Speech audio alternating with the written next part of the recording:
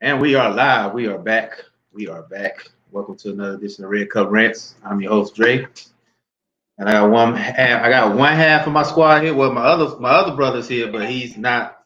He's not going to be on the show tonight. He's going to be behind the scenes, but he's finally made it to Arizona. My boy Dex is here, but I got another brother with me, my asshole brother, Mad Mike. What's going on, man? And what kind of introduction is that? It's an introduction as a What brother. kind I ain't a fucking asshole. Anyway, I'm not like an I said, asshole. I refuse. Yeah, I refuse to let you guys continue to besmirch my name. That's not happening. me and Dex already That's talked just about the not belt. happening. Look, I'm just letting you know for your birthday, the belt is on the way. You're gonna be like the Fiend. You're gonna have the belt, so you good. The belt is on the way. See, they just trying to label me an asshole. Okay, What's I wrong with can't that? expect. I'm trying to be a good person in 2020, and Oh, so we y'all. lying. So we lying today. We lying today. This is what we're Look, doing. This is what we're gonna do. We're gonna lie today. We're gonna lie today. See, look, you can't even say it's written all over your face. man, you know what? Screw y'all, man. Screw all of y'all. You know what? I'm not an I done asshole. heard it all day today. One of them days. I've been cooking. I've been helping my brother with his transition from being a ATLian to a Phoenician. So uh, I've just been kind of doing that and juggling. And I got a few people with me, a two-legged and four-legged. If you don't get off my shoes, ma'am. So, Oh, but other than that, it's been a pretty good. I thought it was a slow sports week, but we found some stuff to talk about. So I guess the one thing we talk about, if my producer will put it up on the banner, I know she will. The trilogy is set July 18th. I think they say either Vegas or LA. They're gonna have part three. And me and Mike talked about this last week. If it's anything like the second fight, it's no point in watching. I still feel strongly that way because I need to see more from Deontay Wilder as far as his boxing skills. So I mean, that's pretty much what I got to say about it. I mean, Mr. if he Runaway, doesn't, Mr. Run a if Mile, he Mr. doesn't Run Amok, Mr. Run Around the Ring, Mr. I am money, money, money, money, money, money, money, money, money, money. Him, yeah, he. I don't know what the hell he gonna teach him. I don't know what the hell he gonna teach him. teach him What? teach him to get I don't 36 know. million. You're gonna teach him to get 36 million in 72 minutes. That's what he's gonna teach him, or 36 minutes. I guess that's what it is. But I can tell you one thing, man.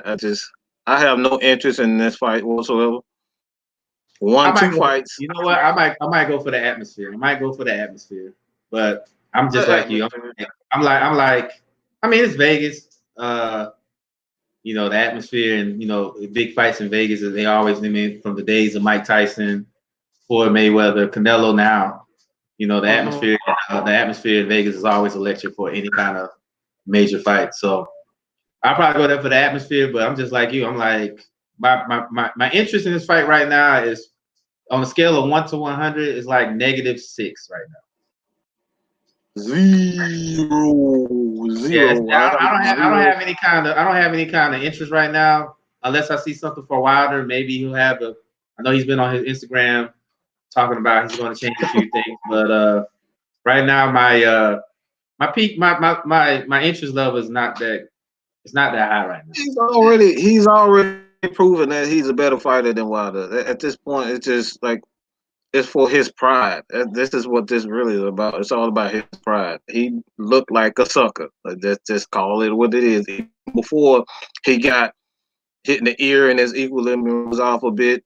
You know what I'm saying? I'm not gonna say that didn't play a factor, but even before that happened, like Fury was going at him. I mean, you got hit in the ear for one. That was just one of many punches that that you took in the first round before he got hurt. So it's like, what are we doing? Like, we trying to restore him as the new Mike Tyson. I mean, that's the furthest you can. I mean, that's the only thing that you can go. Like, I don't get why this fight has to happen. outside Well, of because just he's an ex-champion. I'm pretty sure in every contract as an ex-champion, you had that rematch clause. But I'm just like, it's just like pretty much what Brian and Matt said. If he doesn't change his styles, I already said it. If he don't change his style, it's gonna be a foregone conclusion. I even said it's gonna be worse than the second fight if he doesn't change his thing up. I said, he got what KO'd in the 7th round. If he doesn't change anything up, I think it'll be less. I think Fury will put him out in 5 rounds or less. I said 3 if he doesn't change anything.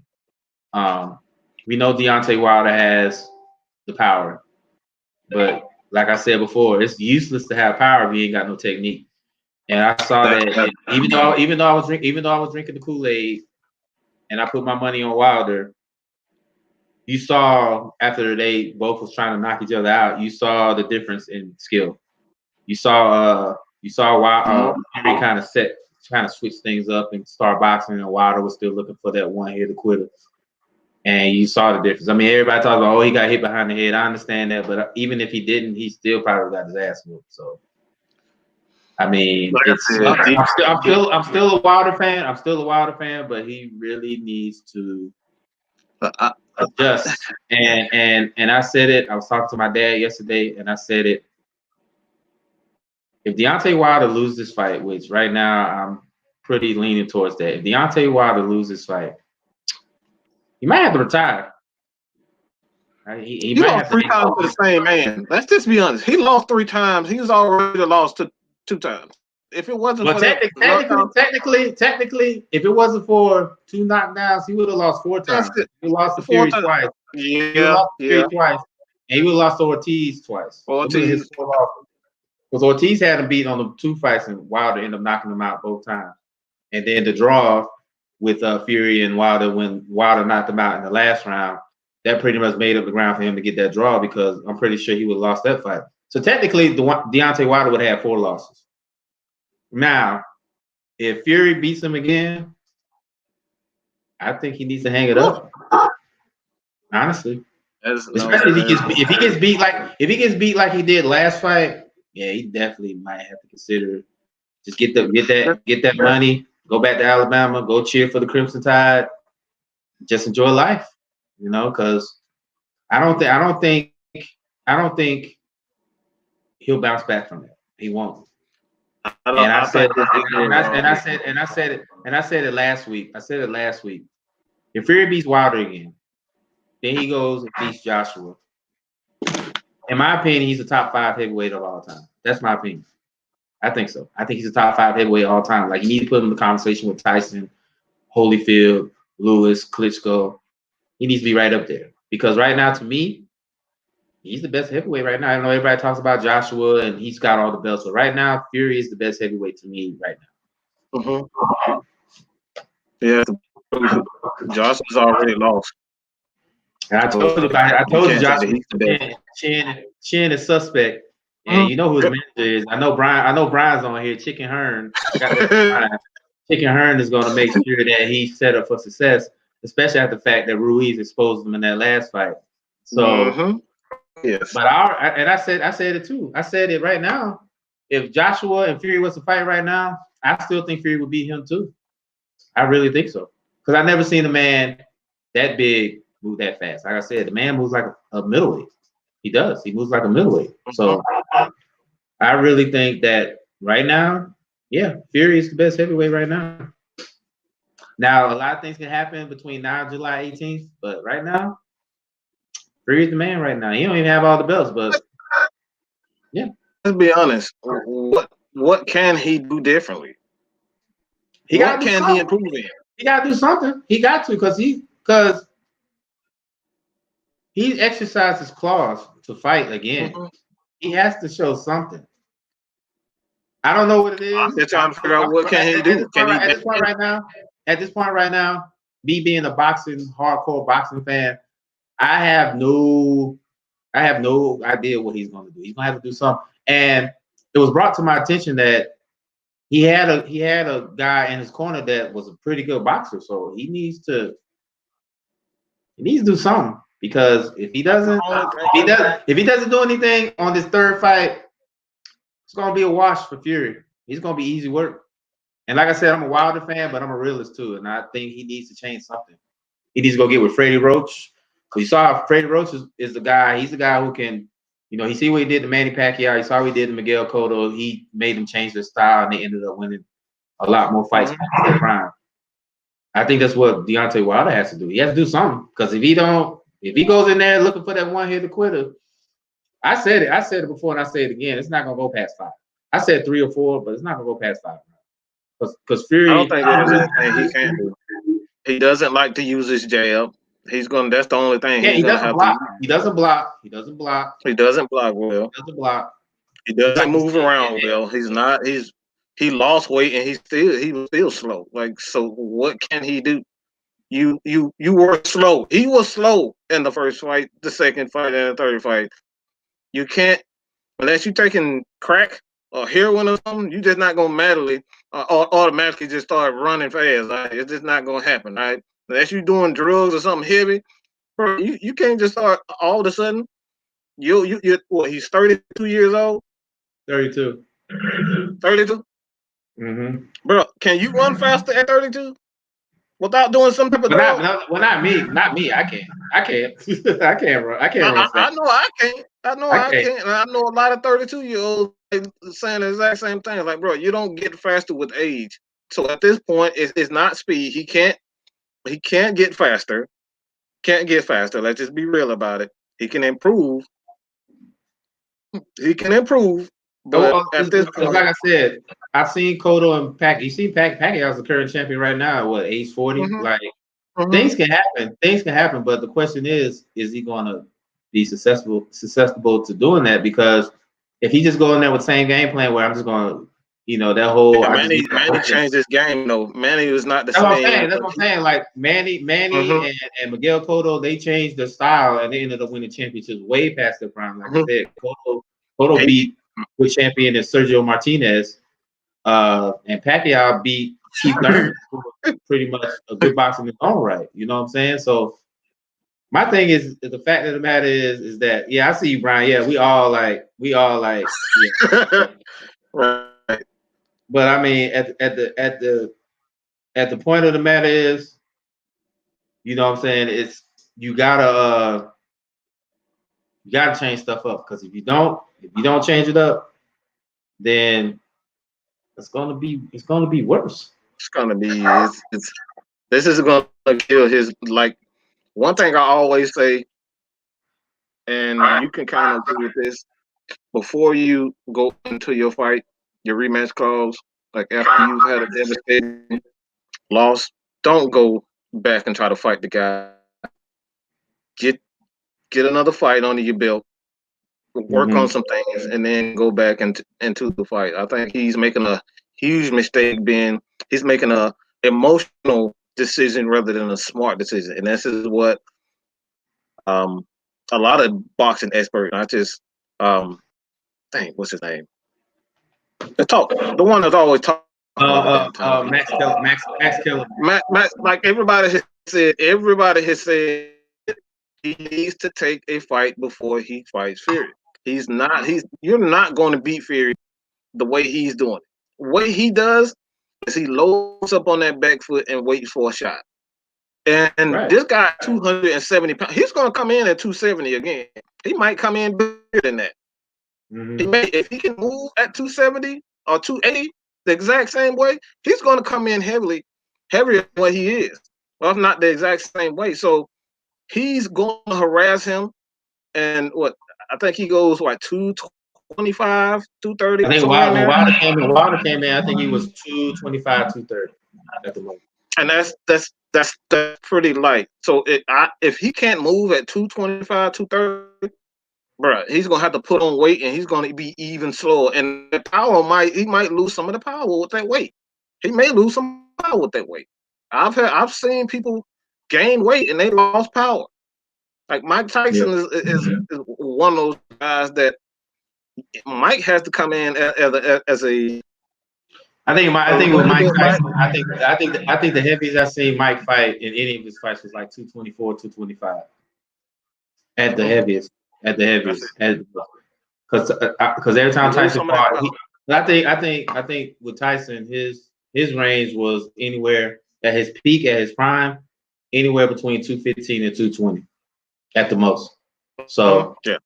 but as far as I'm concerned, the heavyweight landscape right now, Tyson Fury is the man right now.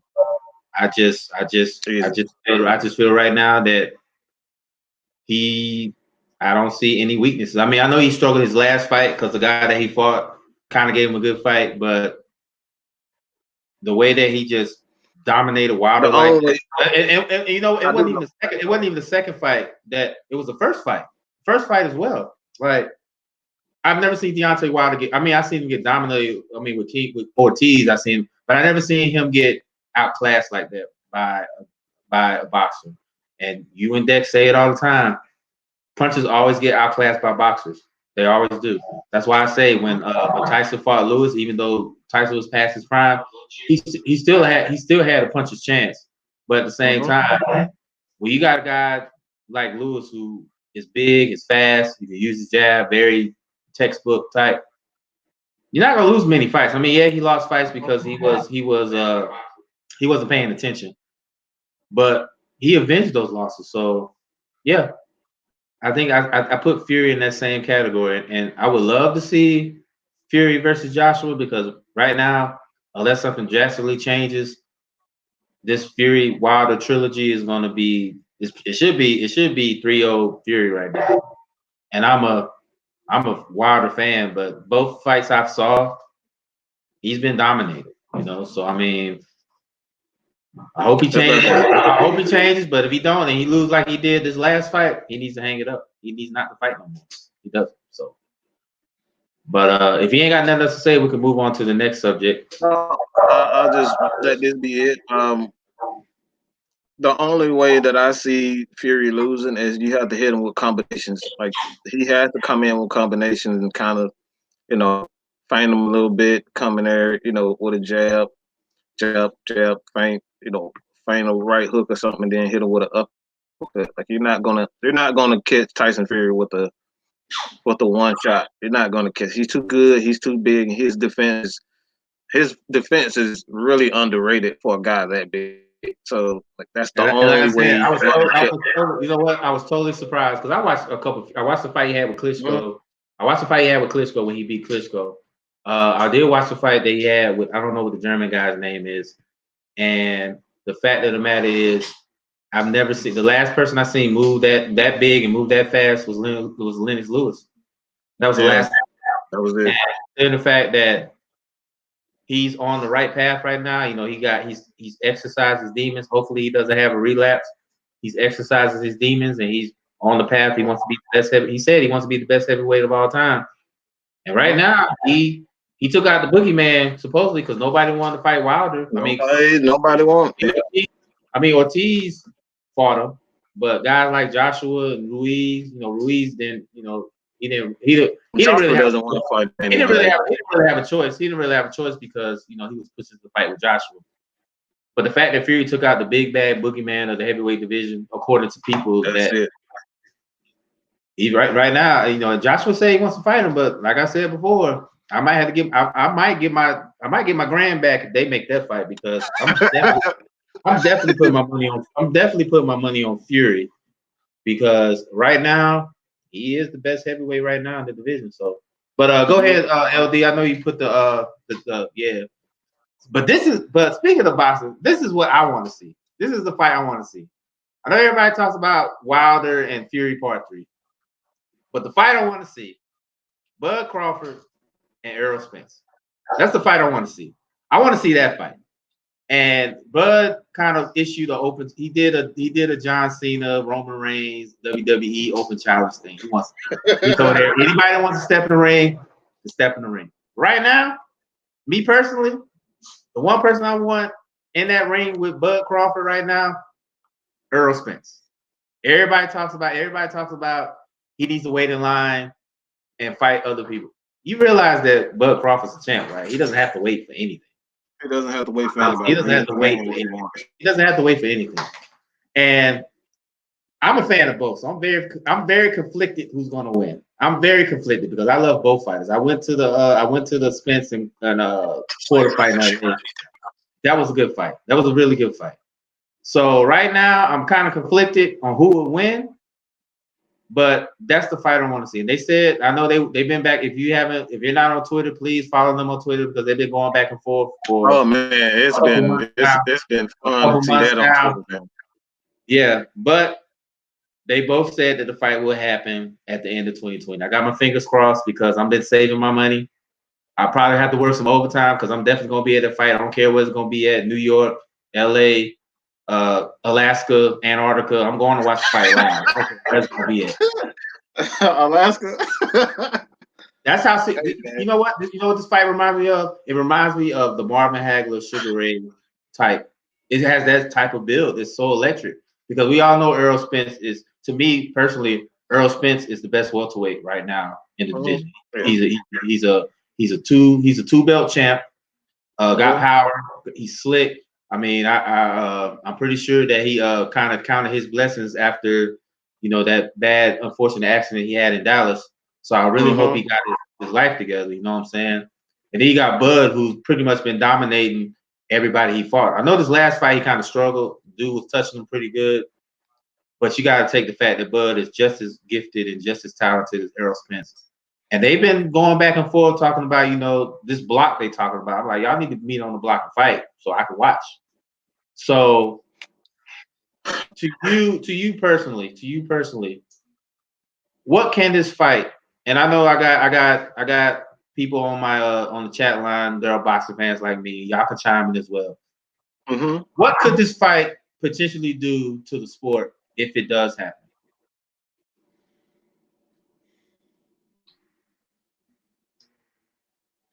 Well, for me personally, I haven't been into boxing. I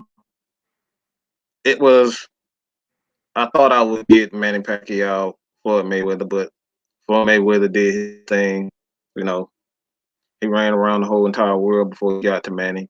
And I'm not just going to put that solely on him.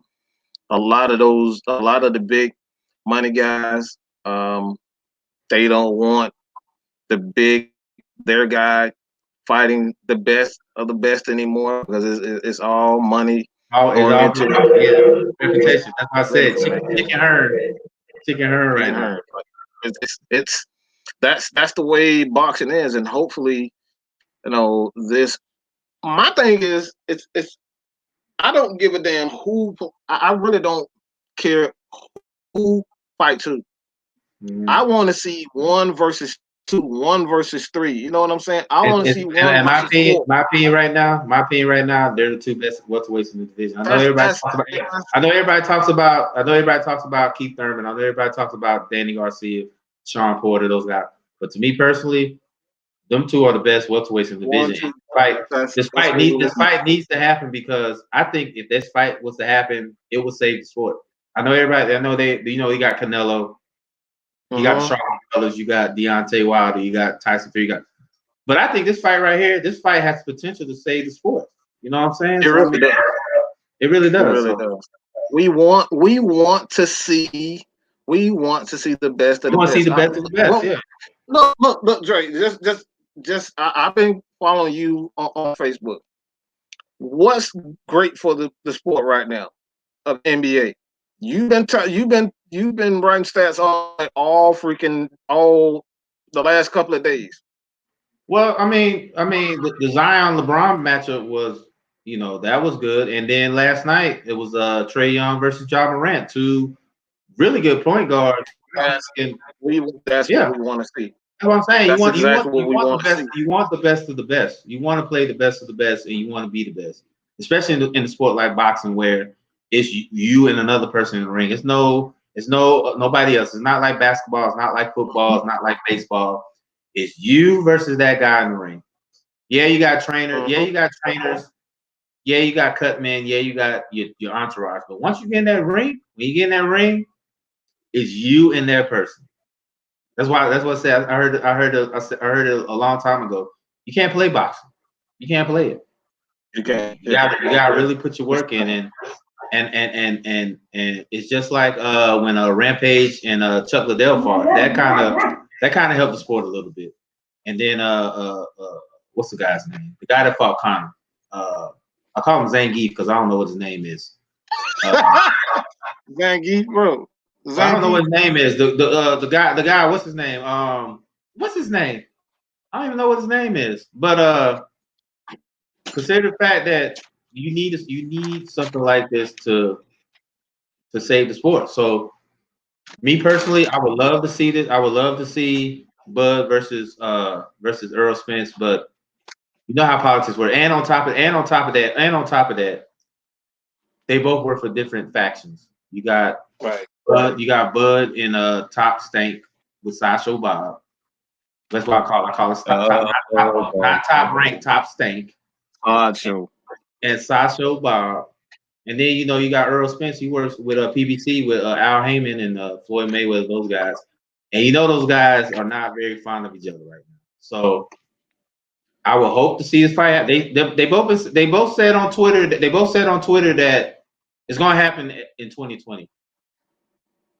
Maybe hopefully September, November, some time frame. But right now, we got to see what happens. I hope it happens. As a boxing fan, I hope it happens because boxing needs a fight like this. And I already said it. I'm already saving my money because I don't care where they fight. I'm going to be there to watch it. Okay, so yeah. But this is good for the sport because everybody talks about boxing is dead and the UFC. Dana White's finally got his head out of his ass and he's making good matches in the UFC now. And you got young talent in the UFC that are actually doing good. You know what I'm saying? So boxing. Man, I got a big piece of shit. Oh, go ahead. Hey, I mean, Dana, he was all cool until you said that shit about 45, man. So he can kiss my whole. Well, look who his boy was. Well, look who his boy was before he got his jaw broke. Yep. And that's what I don't like.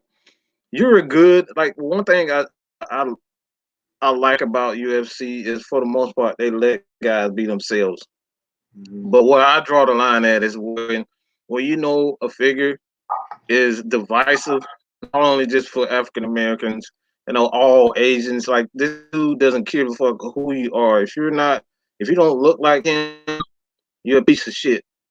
And that just goes for everybody. He if you don't look like 45, you're a piece of shit. And for you as a business owner, for me, you come out and say, "Oh, that's my boy. That's my boy. That's my boy." Look, bro, that's divisive. You have a great product in UFC right now. Keep that shit. If that's your boy, you ain't got to say all that shit in front of the world because you end up alienating the best fighters who make you money. All of a sudden, they like, oh, fuck, man, he's friends with what and such and such and such and such. I'm taking my ass to Bellator. You know what I'm saying? Like this is the stuff that could happen. And when you're a president, owner, whatever the hell he is right now, I think he's the president. I think he owns it. He owns a small portion of it, but bro, that right there, that rubbed me all the way, and I can't look at UFC the same, knowing that he said what he said about it, man. So my question is this: would that deter people? Well, it won't deter. Well, I can't say it. It won't deter the clear folks from watching UFC because what I wanted to say, I can't say. Yeah. But would it deter people that looks like me and you from watching UFC? Not. Dex taking the take. Dex is saying no. Cam is saying yes. What is your opinion? I think hardcore fans are gonna watch. Just like sometimes, for the most part, like I'm gonna watch my Falcons. I don't give a damn what anybody says. It's just like hardcore fans are gonna say. But you get those guys who teetering like me. Mm-hmm. I will say it gladly that I am teetering on the side. But that shit, what he said about 45, just like okay. Oh, and that's the thing. That's why I said. That's why I said to you. That's why I say to you and everybody else that's listening. Boxing needs a fight like Earl Spence versus Bud Crawford because, I mean, we all know that boxing is a corrupt sport. We know that. We know it's shady as hell. But at the same time, it has produced some great moments. That's why I was a fan. I've been a fan. I was a fan growing up with Sugar Ray Leonard, but I really became a fan when that dude named Michael Gerard Tyson started boxing. Yes, sir. Yes, sir. Me too. So it's kind of, it's kind of. I know everybody has their beliefs. Everybody has their their thoughts. But it's kind of like pick your poison, I guess. Everybody has their voodoo dance. Everybody has their voodoo dance about certain things. Like me personally, like I said, like I said, I don't mean to get off tangent here. I listen to a lot of rappers who don't really have the greatest morals in the world. T.I., for example. I listen to T.I. We know T.I. has a yeah. But I still listen to his music. And like I said, I follow guys like Mike Tyson and Floyd Mayweather, who are not angels in their own right.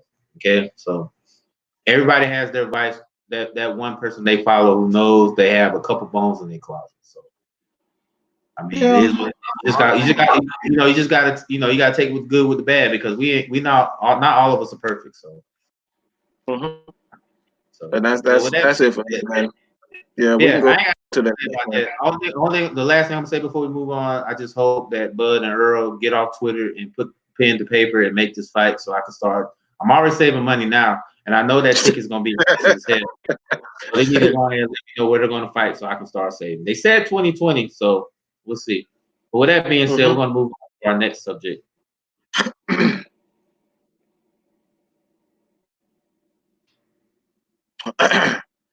So, NFL Combine, some stock players with them. You know what? Oh, I'm gonna let Mike have this. I'm gonna let Mike have this. But I'm kind of mad right now. I'm a little upset right now. Two things. All right. Well, I'm gonna let you go. I want to say a couple things because this don't have nothing to do. Go ahead. This has nothing. This has something to do with my streaming service. I'm a little peeved right now. PlayStation View had NFL Network, and they decided to cut it off altogether. So YouTube TV, I got YouTube TV, which is very good to me, but they didn't have NFL Network, so I haven't watched anything of the Combine. So I heard things. I heard a couple players showed out. I know Joe Burrow and Chase Young didn't really do a whole lot. I think Chase Young skipped the Combine altogether. Joe Burrow didn't. He didn't throw. But I did hear a couple of defensive and offensive linemen like turned in sub 540s. I think LD was telling me, LaDonna was telling me that offensive lineman ran a 5'1" 40. Yeah. Yep. And the defensive lineman ran 360 pounds. You do like 360 pounds. And the defensive lineman ran a 4'8", 4'9". That is right. That lets me further know that as much as I'm an old school, like I love old school, that lets you know that these guys, the technology that we have right now at their fingertips, it's like I'm watching Demolition Man right now. It's like they're just getting bigger and stronger and faster, and it's like what's the guy's name? Isaiah Simmons. He ran a 4.4 40 as a linebacker. But he also played several positions in college, but linebacker was his main position. That's crazy, man. Like, it just seems like later on down the road, these players are getting faster, stronger, bigger. It's the technology and the genetics, man. I hate to say it. I know as much as I love the old school way, that new school's putting out some players, man.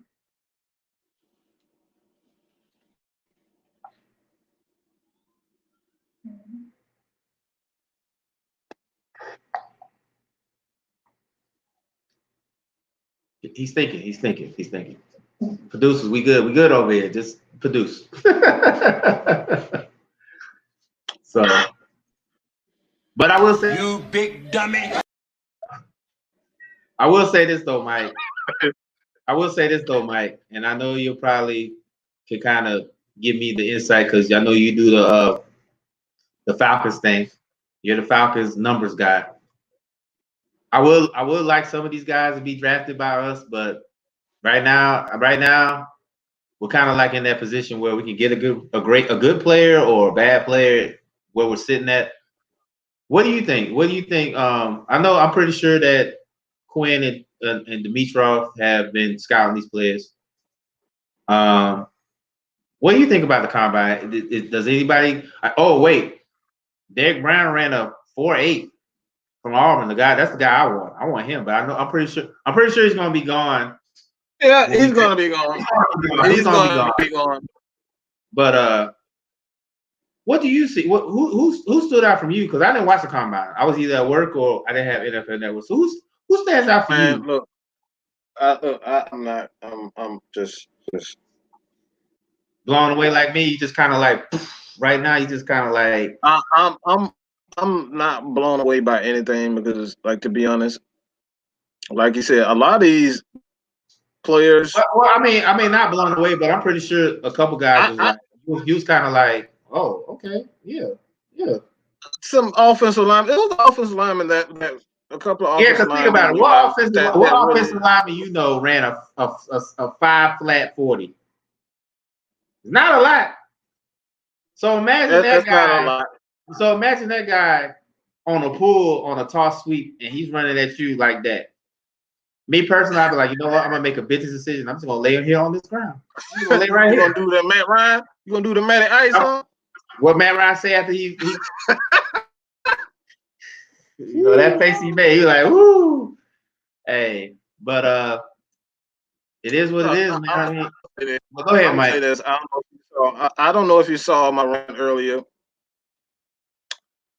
A lot of guys who probably watching right now know where I'm going with this. And this is not against any of the players or just any of that. I think right now is that we have a major problem and we get carried away with all these numbers and guys running 4.5s and, guys running sub 4. Like, we're talking about guys who run, like a 4.8 at 360 pounds and that type of stuff. That is freaky. That's freak nature. That right there is great genetics. All right, great genetics. And a lot of these players, today, these guys are that like these guys are like 260, 270. Chase Young size, man, and these guys are fast. So when it all comes down to it, I'm not trying to discredit their ability, but what I am doing, and I said this even on my live, man, I don't give a damn about this combine. I don't give a damn about any of that. I don't give a damn how fast the motherfucker run a 4.2. I don't give a damn about how quick he is in the shuttle. I don't give a damn about how high he jumps. Can your ass catch? Can you get to the quarterback? Can you block? Can you run block? Can you pass block? Can you pass the ball on the sideline? Thread the needle. These are the things I care about. I don't give a damn about this guy in his shorts, what the hell he looked like in shorts. I don't care. I don't care about any of that. None of that matters when it comes down to playing football. None of that matters. Brock Lesnar looked like a freak of nature from day one. Guess what? He got his ass whooped by a ton of people. Everybody looks good. Everybody in NFL, 340, 6'8", 6'4", 300, 300 something pounds. You're gonna go up with guys. What I am impressed with is technique and just getting the damn job done. Look, Floyd Mayweather is one of the greatest of all time. Why?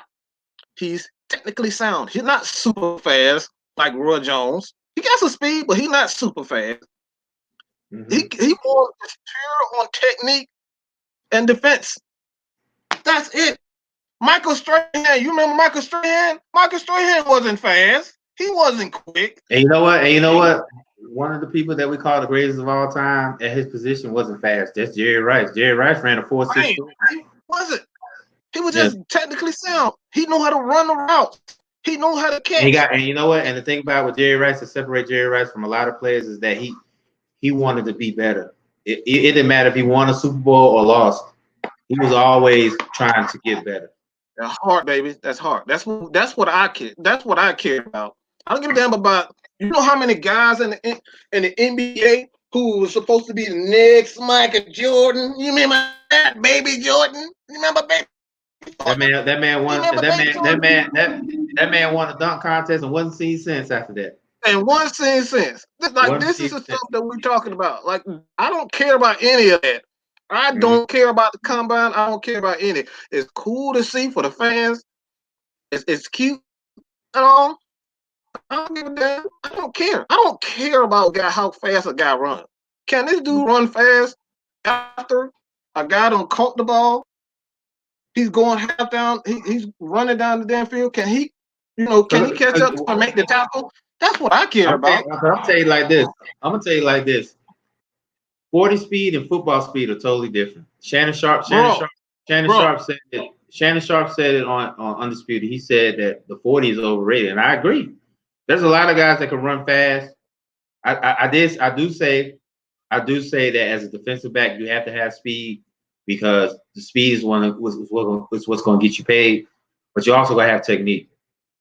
You gotta have technique. You gotta have technique as well. And then, but the 40 is overrated because there were a lot of guys that were fast but couldn't play the sport, couldn't play the game of football. They couldn't. Boy. There were a lot of guys who were fast, and when they got on football field, they know. That's why when everybody talk about, let's put these track stars out there and play football. No, because they don't remember Chris Owens. Remember Chris Owens used to play for the Falcons? That dude was running like a 4.2. That dude football speed is terrible. Terrible. He was getting burnt by everybody. Trash. And then you got guys like I said, Jerry Rice, Anquan Bolden. Anquan Bolden ran a 4.7. He ran a 4.7 40, got picked up in the second round, and went on to become a great receiver for the Cardinals. Mm-hmm. Great receiver, legendary. Like I call him legendary because he overachieved, man. He wasn't supposed to be as good as he was. But you know what? I will say this about Anquan Bolden. I did watch him because I remember him in the game against Georgia in the Sugar Bowl. He had to play quarterback because the quarterback got hurt, so he couldn't play receiver. Mm-hmm. So he had to play quarterback. I knew the skill was there, and everybody was talking about how slow he was. But I'm like, this dude is physical. He was Dez Bryant before Dez. Everybody knows Dez is the big physical. Oh yes, he was big physical wide receiver. That's what Anquan Bolden was. Anquan Bolden was big and physical. And I'm gonna tell you right now, if y'all don't think Anquan Bolden was fast, watch that wild card game against the Falcons when he took off for that 74-yard touchdown run and nobody could catch him.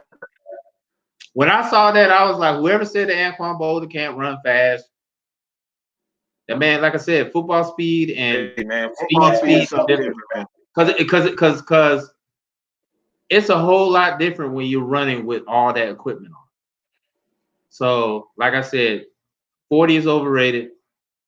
Now, if I see a big dude run a sub 40 like that, then I'm gonna be impressed because that's a lot of weight moving. You gotta be impressed. That's a lot of weight. That's a lot of weight moving. So, yeah, I can get down with that. But when everybody talks about, he ran a 4.2, he ran a 4.3 as a skill player, I'm like, all right, what's the skill?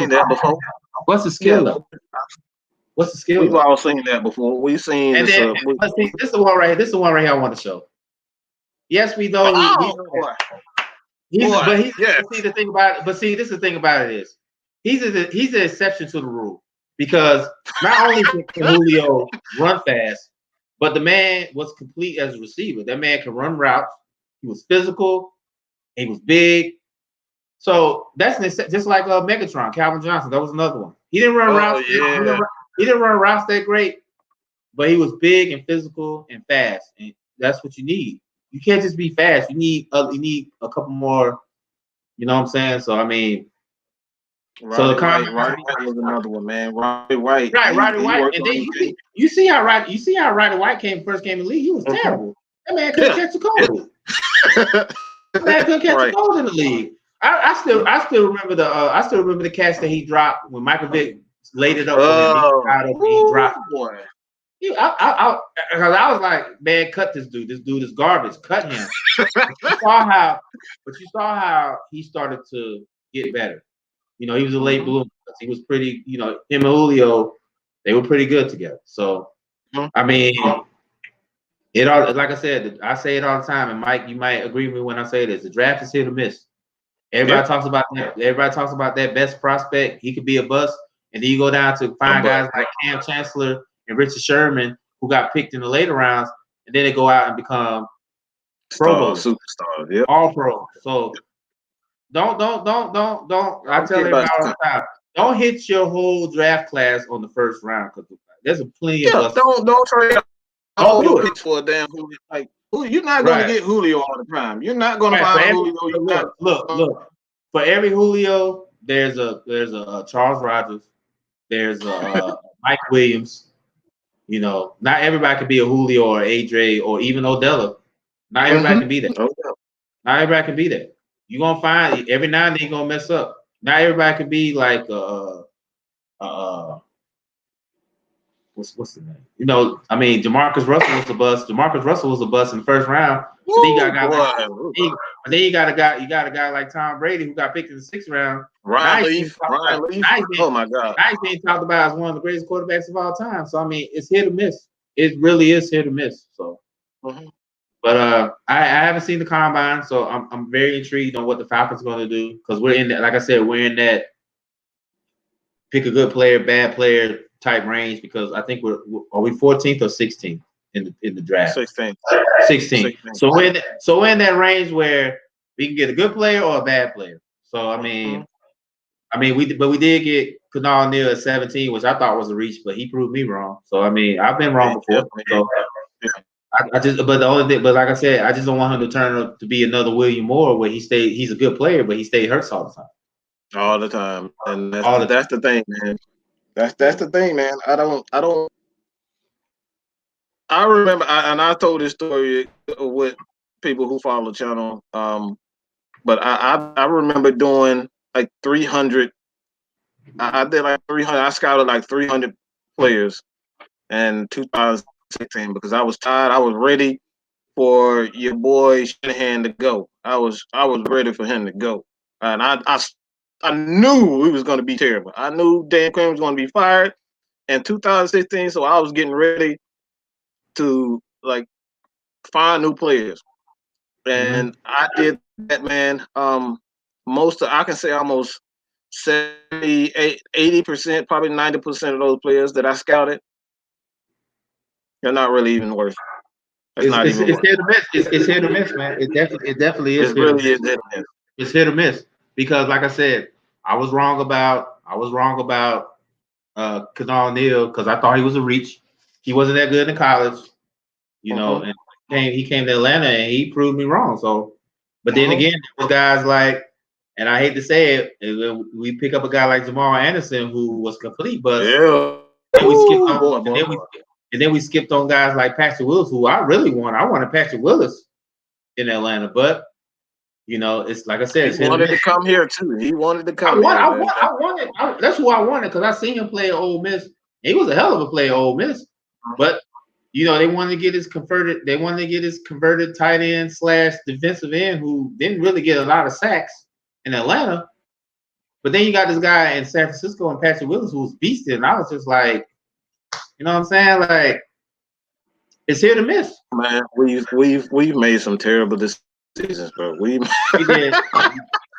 We made some terrible decisions. You know what? I'm still ride with the Falcons, but yes, you gotta ride with it, man. That's the thing. Mistakes. I mean, but hopefully we don't do that again. Hopefully we don't do that again. Like I said, we're in that. It's like that tricky situation where 16, you can get a good player or you can get a bad player. Anything got a top 5 for me, it's a risk. If it's not a top 5, you're not a top 5 player, you're a risk. But you know what? I will say this to counteract that argument. There have been some top 5 players that flamed out. Jamarcus Russell was number 1. He was terrible. Yeah. So I mean, and it's like I said, we all know that the guy from LSU, I forgot what his name was. I forgot his name. The quarterback.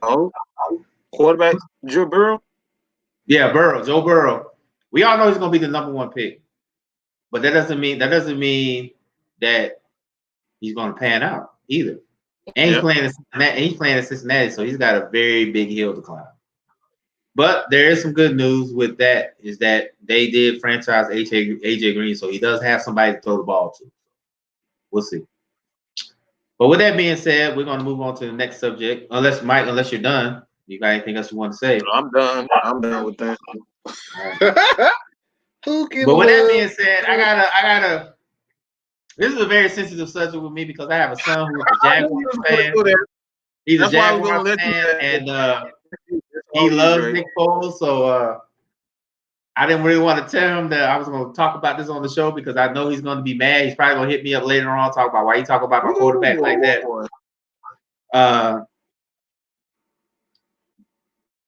And, honestly, I can't really. You can't really get the only thing that you can get mad about with the Jags is that the fire sale has begun because they have been wheeling and dealing all day. They have said they want Minshew to be their guy, their starting quarterback. Nick Foles can't stay healthy. I know he had that Super Bowl run and he got the Eagles their Super Bowl, but he's not worth the $88 million that Jacksonville is paying him. And he got hurt again. But the thing about it is, to me personally, you gave up $88 million to him. That's a lot of money in the move if you're trying to cut him. Because I'm pretty sure if you give somebody $88 million, that's at least, Mike, correct me if I'm wrong, that's at least $11, $12 million in dead cap space. At least. Unless it's lower than that. Not that much, right? Yeah, about 12 million, yeah. So it's going to be very difficult to move him unless a team is willing to absorb that contract, and unless you got a quarterback needy team. I don't really see a lot of quarterback needy teams in the league right now. Maybe San Diego, maybe the Chargers because they let Phillip Rivers go. Doesn't really. I mean, the Lions, if they want to get, because I know they talk about moving Stafford, but he's in the same situation as Foles. I mean, where does he?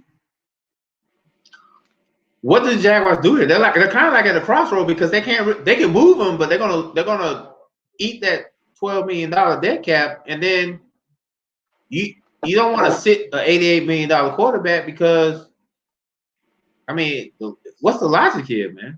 Like seriously, like I know you're good with numbers, so what's the logic here? Like what should the Jaguars do? Like I hope your son not listening to this. I hope he's not. I hope Lil Pancake is not watching this show right now. But I got bad news. I'm after the fact because I know I don't want to send it to him yet. So yeah.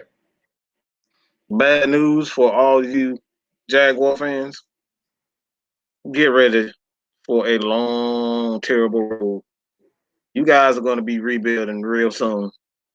Yeah, you're going to be terrible. Real soon. They ain't gonna be real. No, they rebuilding right now because they moved. That's what I'm saying. That like ASAP. Because it started with them moving Jalen Ramsey. Yep. They moved AJ. They moved AJ Bouye. They moved him. In Dockway, I think he's not even here. In Dockway said he doesn't want to play. He doesn't want a long-term deal with Jacksonville. So the fire sale has begun down there in Duval County. It really has. It really has started in Duval County and then there's rumors talking about the owner might move them to London. So, yeah.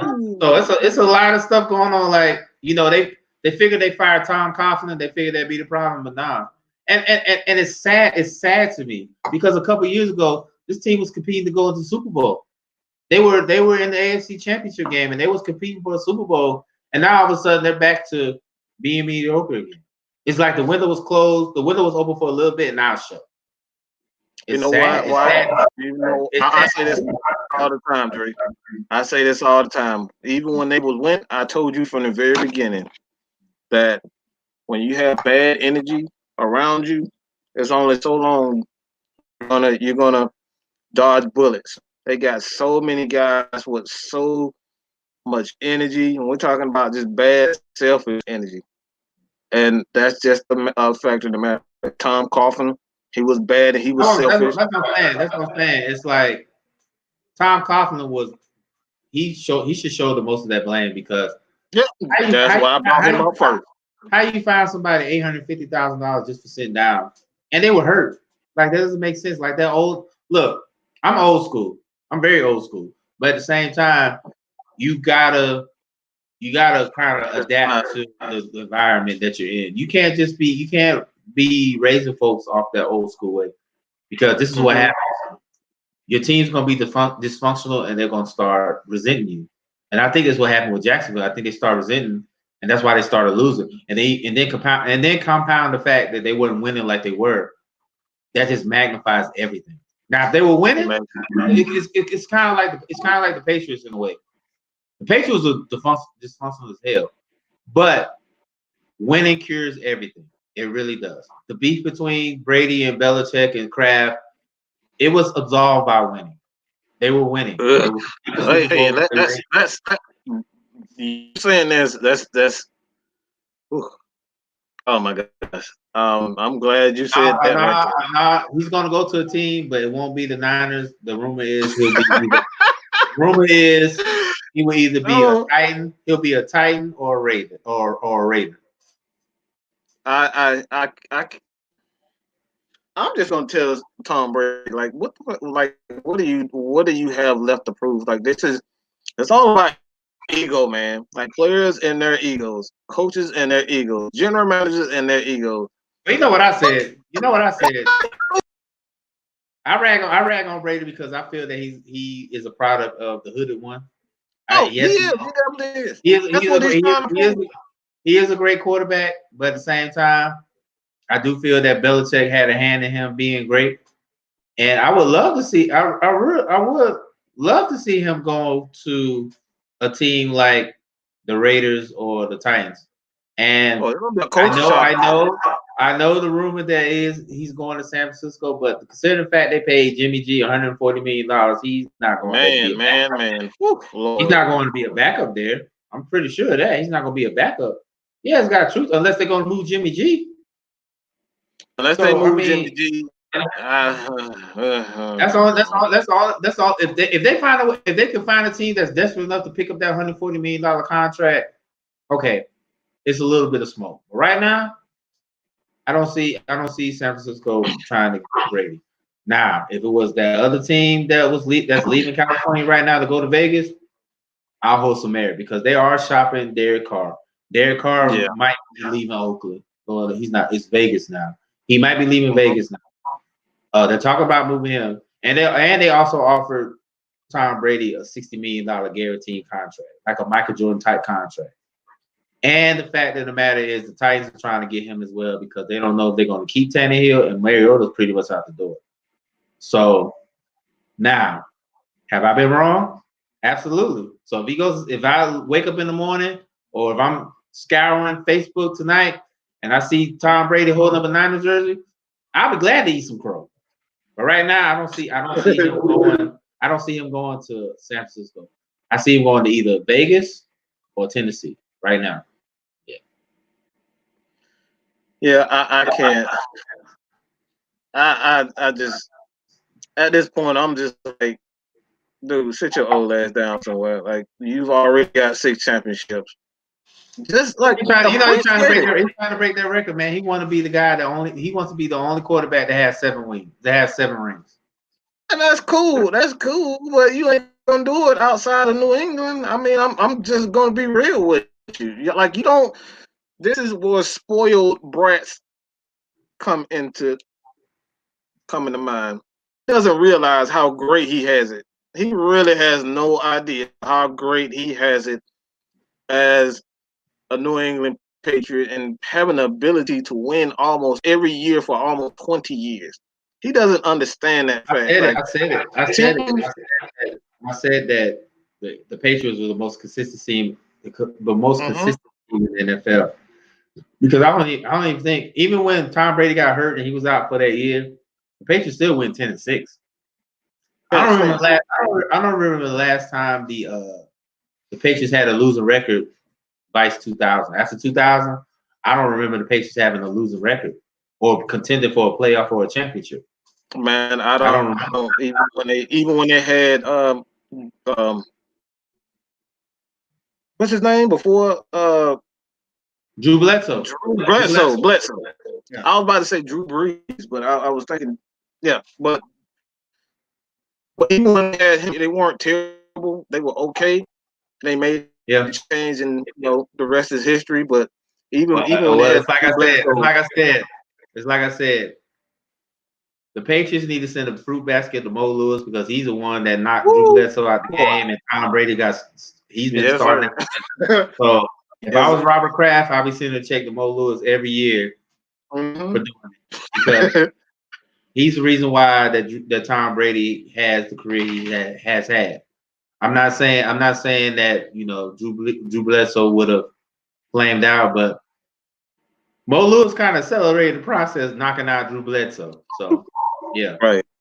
I tell everybody all the time, if you're a Patriots fan, set up a GoFundMe for Mo Lewis and send him some money. Well, you got 6 championships because of Mo Lewis, so Mo Lewis that is the man. reason why. Mo Lewis is the reason why the Patriots had their dynasty, and then Mm-hmm. also the referees have a hand in it too as well because that damn tuck rule. Woo, boy. I don't care what nobody said. That was a damn fumble. Man, get the fuck That was a damn fumble. But anyway, we're gonna talk about this trade. So they traded away Jalen Ramsey, who I thought was who I think is a top 5 corner.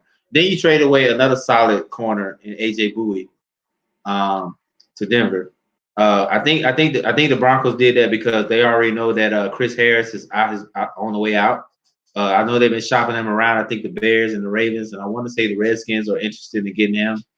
So you see teams are still shelling out money for a shutdown cornerback. So either it may be a trade. AJ. You saw what the Rams did. They gave up all that money for gave up all that for Jalen Ramsey. Jaguars sent the Broncos sent them a 4th-round pick, which I think was kind of disrespectful because I think AJ Bouye is a top 10 cornerback, a top 15 cornerback. They should have got more out the deal. But No, I think what they did was AJ wants a new contract. I looked at his contract, and his contract is pretty consistent. He's going to make 13 million for the next 2 years. Yeah, 2 years. On the dead cap hit this year is 14. The next year is not 14, but the dead cap hit is 4 million, and the dead cap hit is in his final year is 2 million. So he has a very tradable contract, and anytime a cornerback has a tradable contract, he then becomes tradable.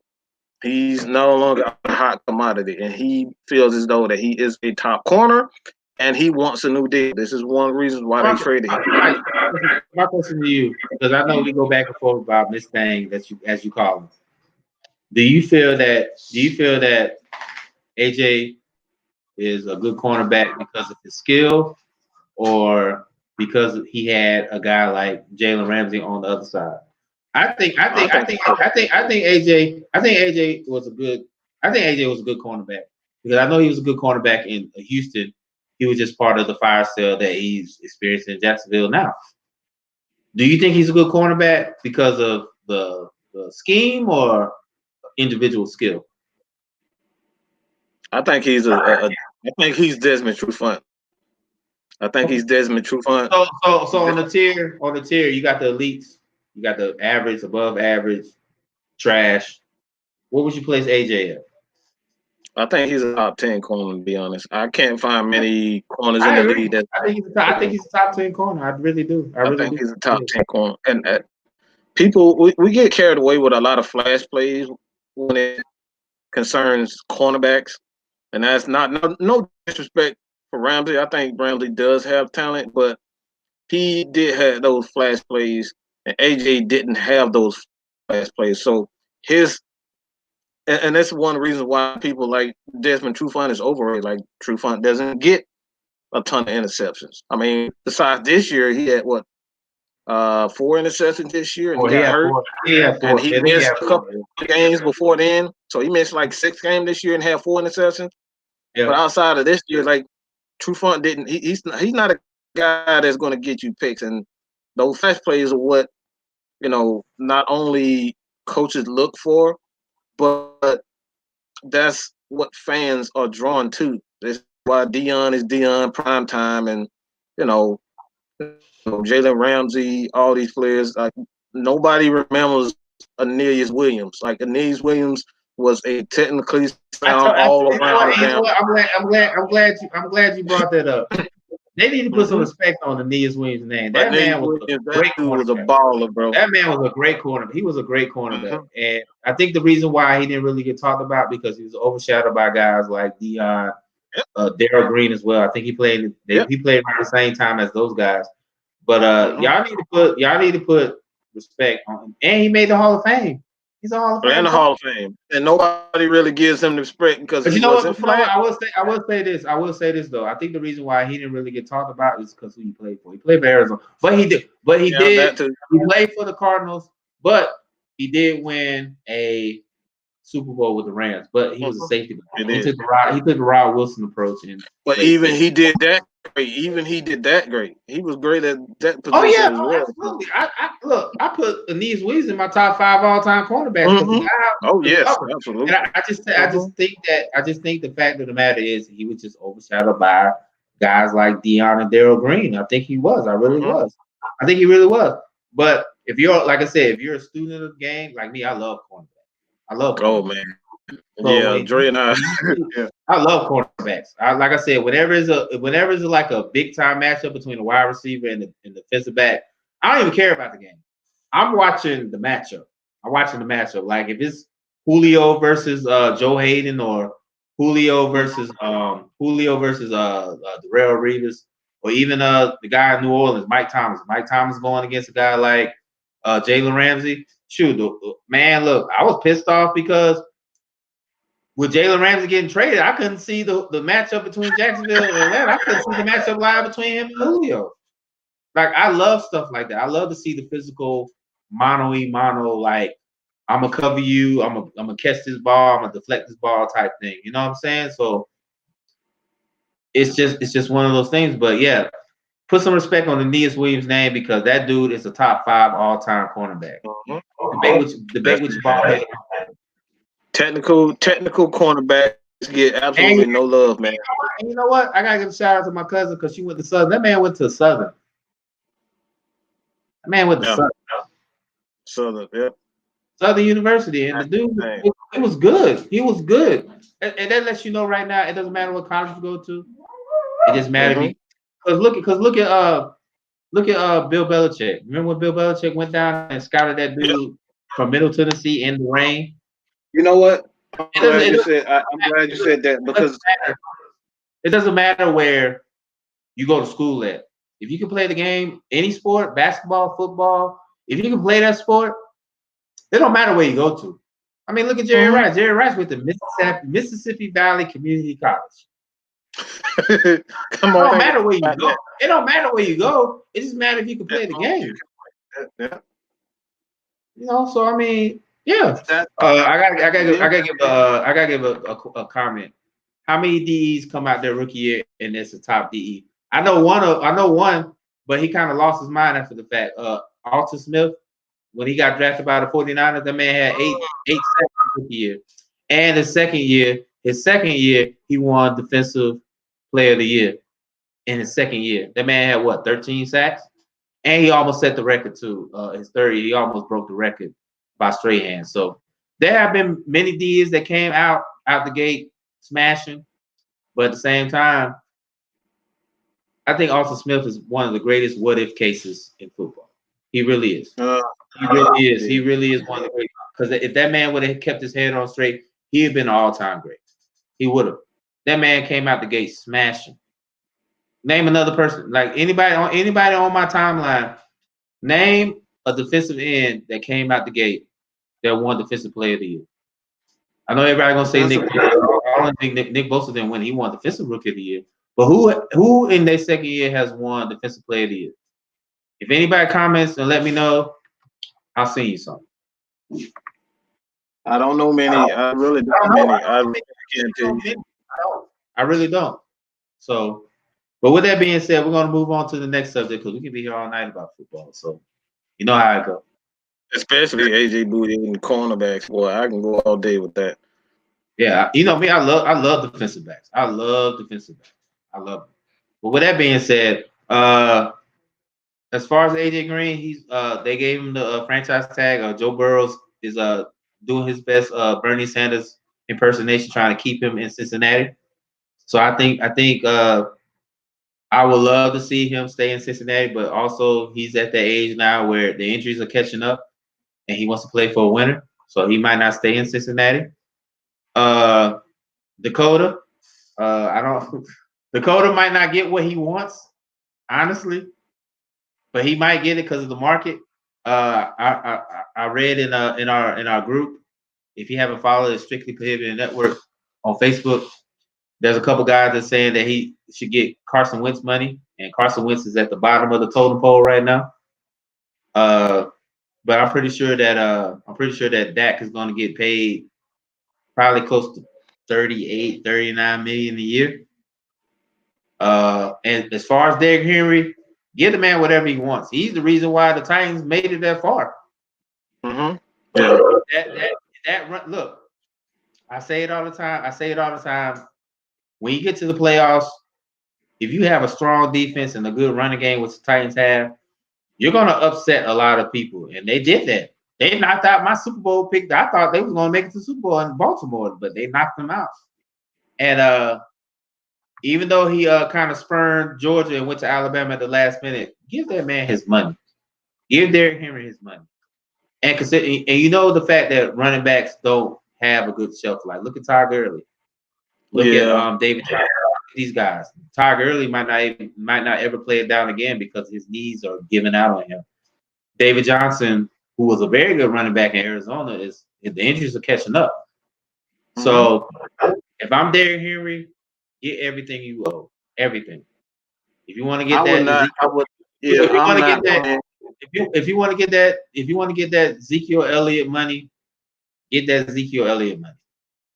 So, but go ahead. I see you put a comment up, Mike. What you talking about? Did JJ? I didn't do that. Yeah, I don't know what JJ Watt. Only thing that JJ Watt has done was he said that he doesn't agree with the CBA, and I'm pretty sure we're gonna talk about that down the road. So I'm just gonna say this about contracts. I'm all for players getting that money, but just something just doesn't sit well with me when I see players like Dak Prescott, Dakota Prescott getting money. You know, guys like Matt Ryan, guys like Drew Brees, Peyton Manning, like that shit doesn't sit well with me. I don't give a damn about the market. But Mike, we talked about it. It's the market. I know that it just doesn't sit. You know exactly. And it's like what we said. The NFL. Remember we talked about the CBA and how owners want to keep most of the pie. Yeah. This is why because it seems like every time we turn around, the NFL is making more and more money. That's why the salary cap keeps going up. Continues to go up. Yep. It keeps going up. That's why. Yeah. But go ahead. I mean, I ain't mean to cut you off. Go ahead. That's why it's a double-edged sword. I don't think Prescott deserves to be on the same level as a Matt Ryan. It's just like, as far as his pay is concerned. Look at guys like Jimmy G and Matthew Stafford, who has never won a playoff game, never led them. These guys got 127. Jimmy G. Look. Jimmy G came off a knee injury and got 140 million off a knee injury. That man only started 6 games, and San Francisco made him one of the highest paid quarterbacks in the league. Now, if he would have won the Super Bowl, that would have made a whole lot of sense. But he lost. But you know what's going to happen? Guys like Deshaun Watson, Lamar Jackson, Patrick Mahomes, they're going to get stupid. I already said that one of those guys are going to be the first $200 million quarterback in the league. One of them guys, and my money's on Mahomes because Mahomes did so much at his age. He's already been an MVP, a Super Bowl MVP, a Super Bowl champion, that man's going to get stupid paid. I said 200, but he might get paid more. He might get 215. He might, if he gets $215 million contract, he'll probably get 120, 130 guaranteed off top. Just consider the fact that what he's done already. He's only 24 years old, and he's already won a Super Bowl MVP, and an MVP already. And he's only 24. Already. You really think the Chiefs are gonna let him go all willy-nilly? Man, they're gonna drive like a Brinks truck, 3 or 4 Brinks trucks full of money to his house to make sure he stays in Kansas City. I can't. I saw him. I saw the film on him. I already knew he was going to be a good quarterback. I didn't know he was going to be this good, but I know he was going to be like quickly. Like, you know, he wasn't really. He was okay at Texas. He was okay at Texas Tech, but he wasn't great. But the fact that he came in the NFL and he's accomplished so much at his age, like. Give that man whatever he wants. If that man say he wants to be the highest paid quarterback in the league, you know what? You better make it happen. And I do want to give a shout out to Andy Reid because we know Andy Reid is the quarterback. Everybody talks about John Gruden is the quarterback whisperer. It's Andy Reid. Because you see every quarterback that Andy Reid has had under his wing, they go and be successful. So everyone. Oh, and I know how much we rag on Andy Reid, but I'm glad he got his trophy. He deserved that. He if anybody deserves to win, is Andy Reid, man. That dude is a brilliant freaking coach. Yeah, but you know, we know we gave him hell because he folded come playoff time. Yeah. It's freaking stuff just happens to him, man. Freaking stuff always happens for Andy Reid. Happens to Andy Reid in playoffs, and he finally got over the hump, man. And I'm like I said, I'm happy for him. Couldn't happen to a better player, a better coach, and like he finally got it. You can never say he's a choker anymore, man. That dude got his championship. He got the brass ring that avoided him his whole career. And also, I do want to say one thing. I have been corrected. My bro Dex just put up. JJ Watt did win Defensive Player of the Year in his second year. So there it is. Second year. All right, yeah. There it is. So, yeah. But yeah, it's gonna set the precedent for free agency. And consider the fact that the NFL is making all this money. I'm not gonna be surprised that guys like Patrick Mahomes and Lamar Jackson will get 200 plus. They are. So Dak is gonna, unfortunately, as much as Dak has put up these impressive numbers last year, the Cowboys still struggle. They struggle. So, but he is going to get paid. They already said that Jerry's gonna he's gonna pay. Jerry has Amari. He's gonna pay Amari. He's gonna pay Amari and Dak what they need. But that's just gonna set the precedent for Mahomes and Jackson and Watson, these young guys coming up. So I mean, it is what it is, right?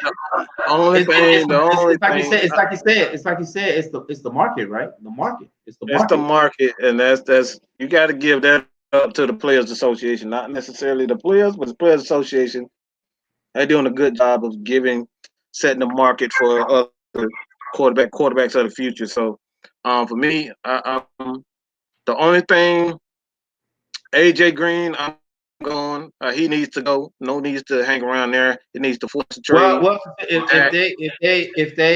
if they franchise tag AJ Green, the only choice he would have is either sign it and play or not and sit out the season. Sit out. That's it. That's just like in Dockway. He's the same way. He said he doesn't want to sign with Jacksonville, and Jacksonville was like, "Oh, you don't want to sign with us? Franchise tag."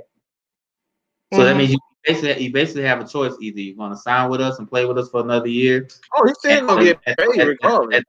The league average, or you're going to sit the whole year. So it's one of them choices. It's one of the choices you make when you're a star player and they don't want to pay you. That was the same issue with Le'Veon Bell. They franchise tagged him, And then eventually he was like, you know what? Because I think after 2 times a team franchise tags you, you become Yeah, an you have unrestricted free yeah, agent. yeah, right. So it's just one of the things that he gonna have to think about.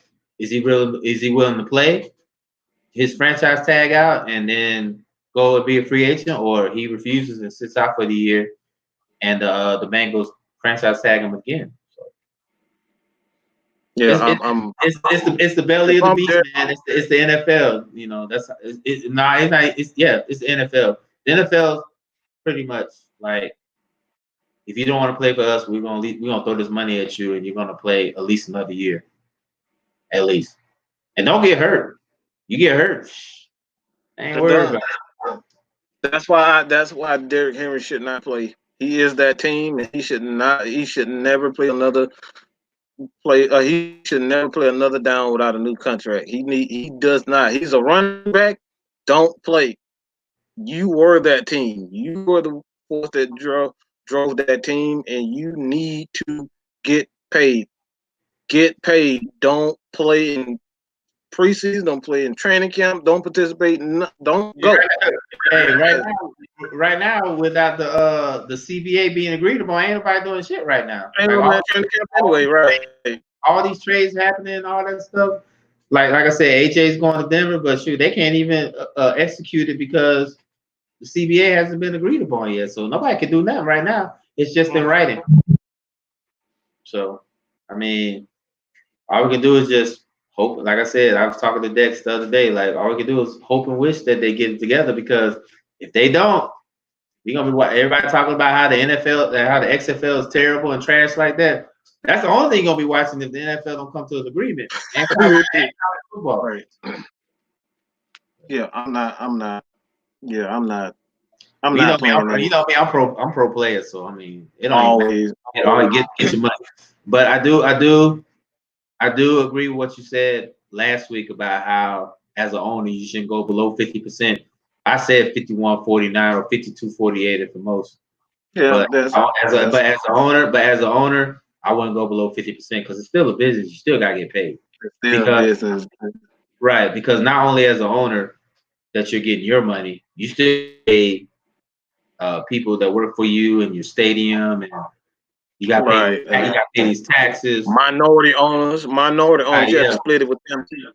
exactly. So and shareholders that invest in your team, Shareholders, yep. you gotta pay them. So yeah, it as much as I want to cheer for the pro player, it's still a business. So we'll see what happens. We'll see what happens. So all right. So with that being said, we're gonna move on. We're gonna move to the next agenda here. All right, Mike, this is your turn, man. This is your time. I don't know what's going on with the Falcons. I mean, so I know you got your, I know you got pretty your easy. I know you got your crew out there, and they've been waiting. So what's the 411 on Falcons right now? Let's just do this since this is pretty easy. Um, what do you guys have questions right now? Because personally, I one thing all day. I can Well, talk about one thing all day. here's a question right here for you. Yeah, that's one right there. That's your question right there. If the organization asks Matt, Julio, and Alex to restructure their contracts, they should be going to Desmond Trufant before going to any of those other three, asking to restructure his. So what's your thoughts on that? Tell your boss when your boss come to your ass, tell him to give you your damn restructure. You want to restructure your paycheck? Right. But I mean, No. honestly, I hear you. This is a genuine question. I'm just asking you this. We always talk about what's good for the team, and Arthur Blank needs to stop being friendly with certain guys. And we all know that Mac, Julio, and Ryan are the supposedly big three. You can put Ridley and Matthews at second tier on the Falcons pecking order. Do you think that would be good for us to kind of shed a little bit, or just kind of work with what we got right now and just kind of build on that? Because we already know Campbell's gone. We let Hooper go because we're not going to sign him. We're not going to give him his $12 million a year, which is probably going to get on the open market. Should we shed a little bit off their contract and kind of spread it around, or just be like, you know what, just earn what you keep? I think it's going to happen. There's no real need for it to happen right now. There's not really a player out there that's going to be a difference maker that you can come in. It's like, oh, he's going to be a major. He's going to be a 15-sack guy, or you got to have a reason to want to restructure deal. I think fans just want to restructure deal because they're uncomfortable with what the salary cap looks like. Like you can bring in players. I think we have a good enough players on our defensive side to justify, keeping Desmond Trufant's deal at where it is. We have Grady Jarrett. Grady Jarrett, in my opinion, I think he's the second best defensive tackle in the league behind Aaron Donald. Just my personal opinion. You have Deion Jones. I think he is an absolute playmaker in his own right. You get guys around Deion Jones to just do his thing and just make plays, interceptions like he did against Tampa Bay at the end of the game. Like that's what that guy can do. Grady Jarrett, he's going to continue to get better. You have Crazy Casey out there. He's a playmaker. I know a lot of people got mad when I said that the Falcons could possibly trade him. Wasn't necessarily my thoughts on that, but it's something that you got to look at. Like at this point in time, the Falcons don't have a lot of money, or they can just throw to anybody. Like you got to sign these players. These players gonna want their money. Can you sign Crazy Casey? Especially with that CBA they arguing about. So these players want their money. So the Falcons, and I said this early vote. This is one reason why AJ Bouye. I've been saying this all this time. Do not get comfortable with any other players. Don't get comfortable. you know what, and I made the mistake when what's the name got let go. I kind of got my feelings about that when John Abraham got let go, because that was my favorite. Yep. Yeah. So, but with that being said, and I want to ask you a question on this because there is a player out there who I think is pretty damn good that said he wants to play for the Falcons, and that's Deontay Fowler. He's coming out. He's came out and said that he wants to play for Atlanta. Should we try to entertain that, or just let him go and go to another team? Try to go entertain other teams because I've seen, even though he plays for that team down in Gainesville, the dude is a very good pass rusher. I mean, I saw him. He kind of did his thing with St. Louis, not St. Louis, with the Rams. And even though he was on there with, because you got a guy like Aaron Donald that's wreaking havoc, you're gonna pretty much get free runs. But I do think that Fowler is a good young pass rusher. Do you think the Falcons should try to make a run, or just kind of like just let him go, entertain other teams? It depends on what. I think it depends on what his demands are. If he's looking for $15 million, he can kiss my. I already said we couldn't afford him. That's why I'm saying it really depends on what he's asking for. We can't afford him. We can't What's afford good, John?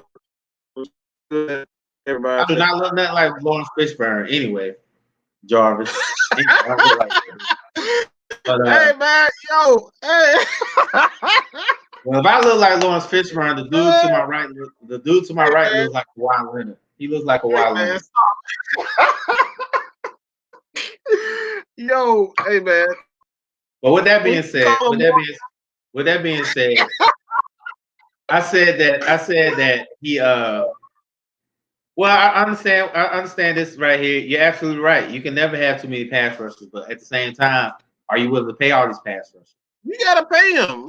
You gotta pay him. Deontay Fowler wants one more bag before he gets old. He's in his prime right now. I think he's 26. He's 25, 26 years old. He's gonna want one more payday. And honestly, I don't think the Falcons are gonna be able to give him that bag. I wrote this on Twitter earlier today.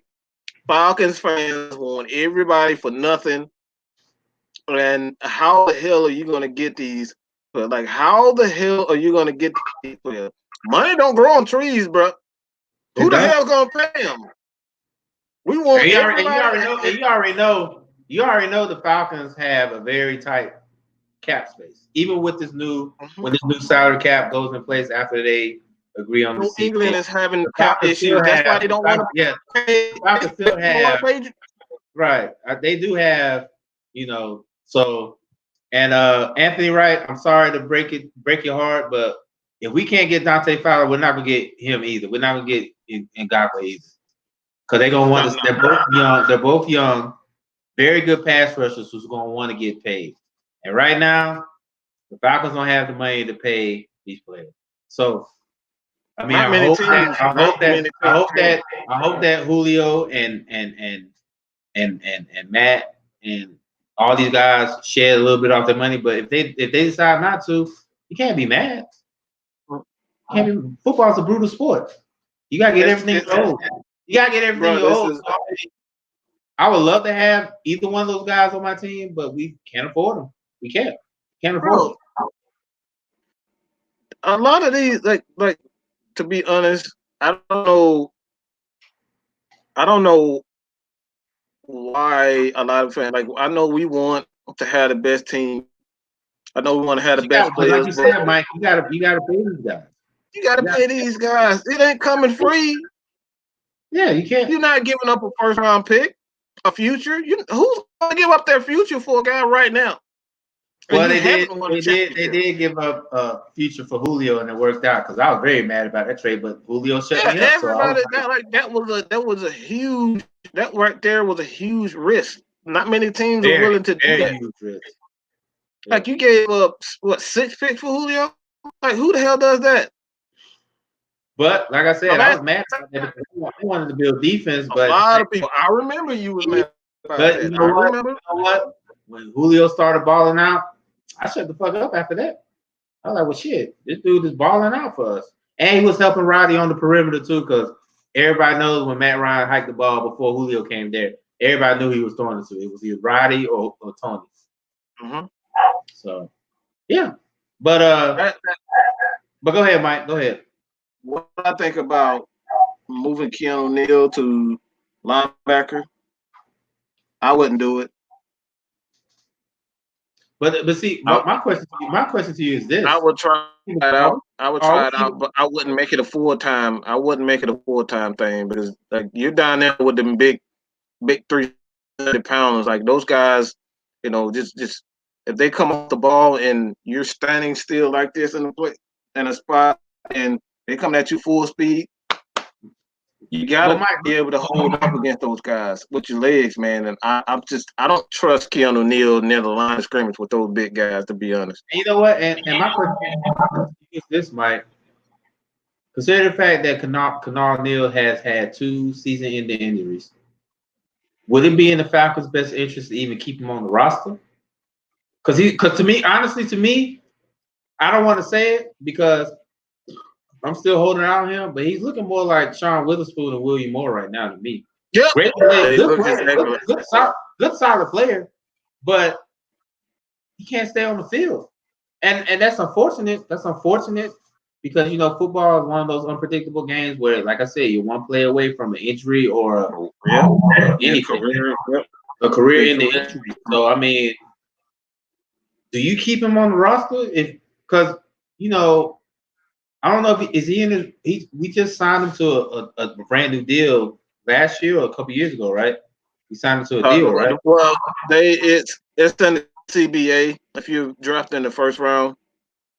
But what I'm saying is, did they exercise his 5th-year option or did they give him a new deal? Yeah, this is what I'm getting at. It's a deal. If you're a top 10 pick, the first. So he wasn't top 10. He was 17. He was drafted 17. Top 10, top 10. I forget what it was exactly, but if you're a first round pick, a lower half of the pick. No. I got that wrong. If you're a first round pick, you have you get the 5th year. If you are a second round pick like Deion Jones, you get a 4th year. So that 5th year as a first rounder, is guaranteed if you are injured and you go on IR. So that 5th year was guaranteed, but it's not capped. You can trade that pick away. You don't get a penalty for it. But that what the Falcons did with kind of like what they did with Beasley, right? They kind of just kept him and just paid him. pretty much. They paid him like a top defensive end. Mm-hmm. Yeah. Yeah, it's pretty much as far as that is concerned. How the cap is, it goes with the league average. So it changes from year to year. So Vic Beasley is the league average for defensive ends with his production. So in the neighborhood of $12 to $13 million. So that's why he got. He got like what? He got like what? 12.5 million. 12.8. Like something like that.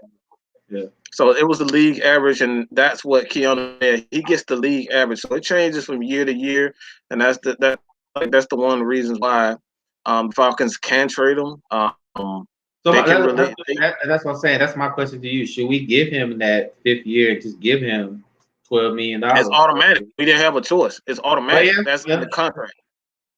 That's in the contract. It's automatic. We didn't have a choice. That's what the CBA. That's what the Players Association negotiated for players. That's automatic. We did not have a choice. If we had a choice, he would have been on the street with no money. True. Looking for a new team. So the Falcons didn't have a choice in the matter. Because I've gotten that question plenty of times.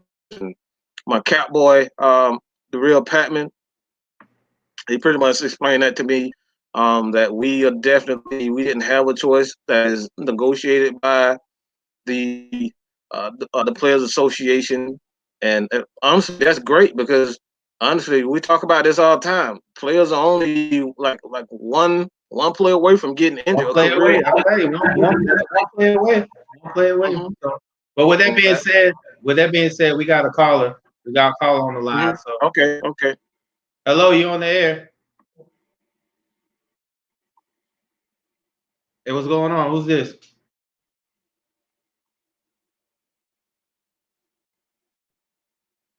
All right, man. Mad Mike, he got a fan on here. He says he's one of your subscribers, man. So what's good, man? How y'all doing, man? How you doing, bro?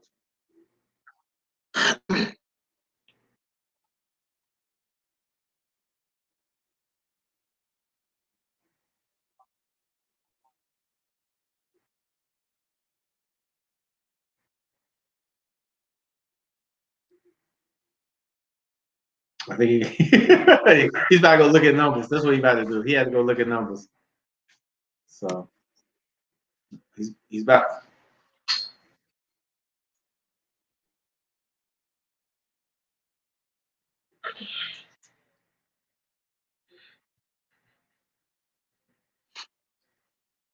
Hold on. We trying to get it right.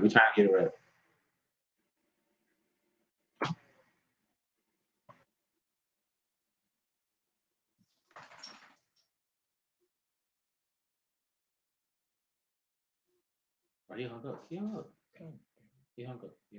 Don't worry about it. Well, apparently he hung up, so I don't know what happened. He'll call back. But the question to you, Mike, the question he asked was, do you feel that the Falcons should go for a big time free agent, or should they do what the Falcons do and lowball again? Well,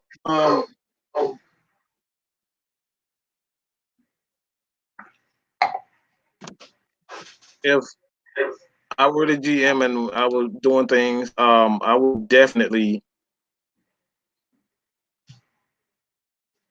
Because you know the Falcons love the bargain bin on players. So I mean, not just. Yeah. I mean, that's as much as we complain about the Falcons, not spending players and spending money in free agency. Like, why are we going?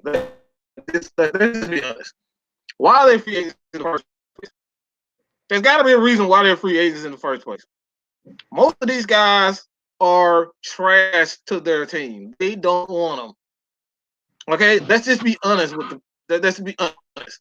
They're trash to other teams. They're other teams trash. We don't want you. We feel like we can get better than what you provide for the team. They're trash. Well, you know Why what am they I say: going to? one man's trash is another man's treasure. Though. That is true, but that shit ain't like 9 times out of 10. That shit ain't gonna work. But in the same breath, one man's trash is another man's trash, and we gave Again, but and we 9 gave times out of and we 10, gave that and we shit gave. ain't And you know happening. what? This is why I said when they gave Julio that they gave it the phone to get Julio, and I was just like, what the fuck? So I mean, I understand. And when we give all this money to play like Khalil Mack and Aaron Donald, who would deserve to be handsomely paid. That was still kind of steep. They gave almost $200 million to Khalil, even though he proved that he was worth it. It's like I said, it's hit or miss. It's a big risk either way. So I mean, it I'm not happens. paying. I'm sorry, unless this guy is Alex Mack, Julio Jones, he free agent. I'm not I will paying say this. any I free will agent. say this. If Aaron Donald comes out and I hear him personally say he wants to play for the Falcons, get that man whatever he wants. That's what I'm saying. Because I'll tell you right now, Aaron Donald and Grady Jarrett on that same defensive line will be hell for anybody in the league. Look, man, I totally agree. Yeah, But but you unless can't. these guys are, It's like you said, you can't find people like that in the league. you It's hit or can't miss. find people like that. So It's hit or miss. like it really is hit or miss. Even Hit or in miss. free Free agency, the draft is hit or miss. For every, like I said, for every Aaron Donald, you get a Ray Edwards or fucking Jamal Anderson. Yeah. I'm not doing that. I'm not doing that again. I'm not giving a washed up player like Ray Edwards $12 million like because Jamal he was Anderson. good in minutes. Nah, bro. Jamal Anderson, I'm not. Jamal Anderson. Well, look. I'm still mad about that. I already said that when I see Jamal Anderson, I'm gonna cuss him out because I'm gonna tell him. I'm gonna tell him. Hey, we should have got Patrick Willis over your ass because I wanted Patrick Willis. So, but with that being said, we're gonna move on to the next subject. My boy Burrow over here on the banner tip. Spike Lee done watching Knicks. Oh, that's a big one. Because we all know that Spike Lee is one of the biggest Knicks fans in the country. Why is that really hit? I didn't read the story. I've heard it, but I haven't heard it. They gave him the Charles Oakley treatment. Yeah.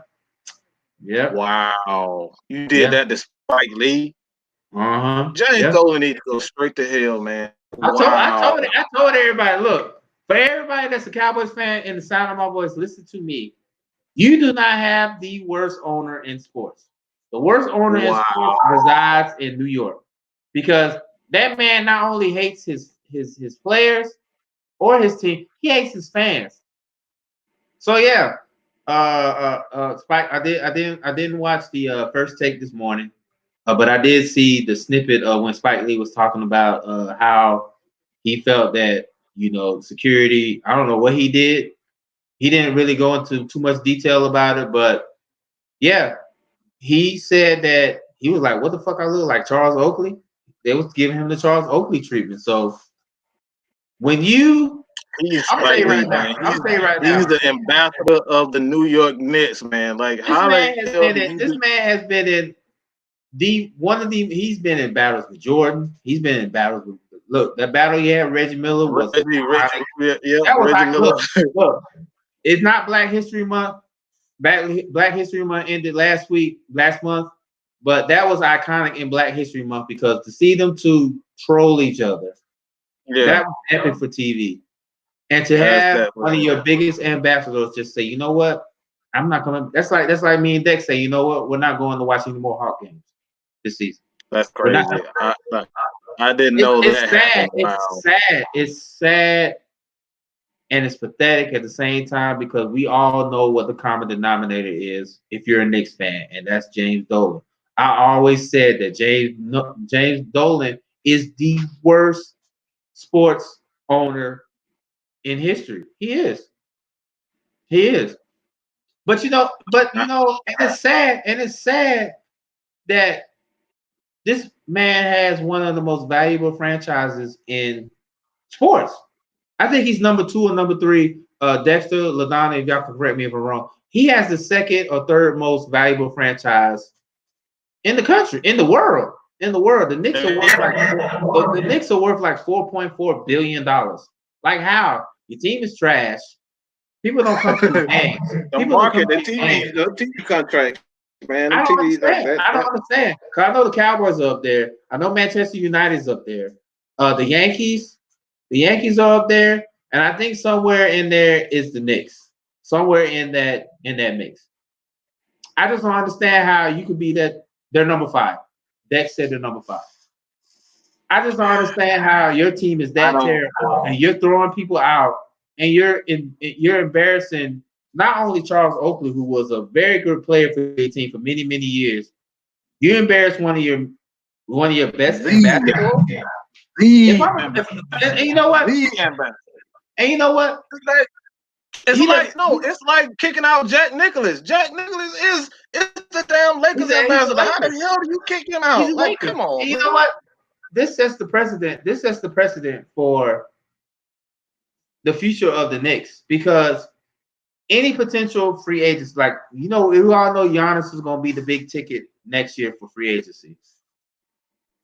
He's going to look at this and be like, you know what? I don't know if I want to play for New York. Mm-hmm. The way they treat their players, or not players, their fans.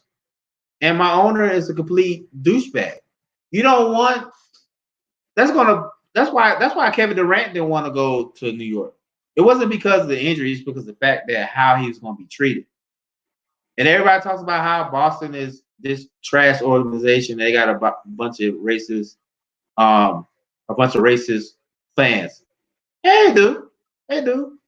But if you know how to dribble the ball and play, Danny Ainge is going to take care of your ass. He's going to take care of you. He is. He's going to take care of you.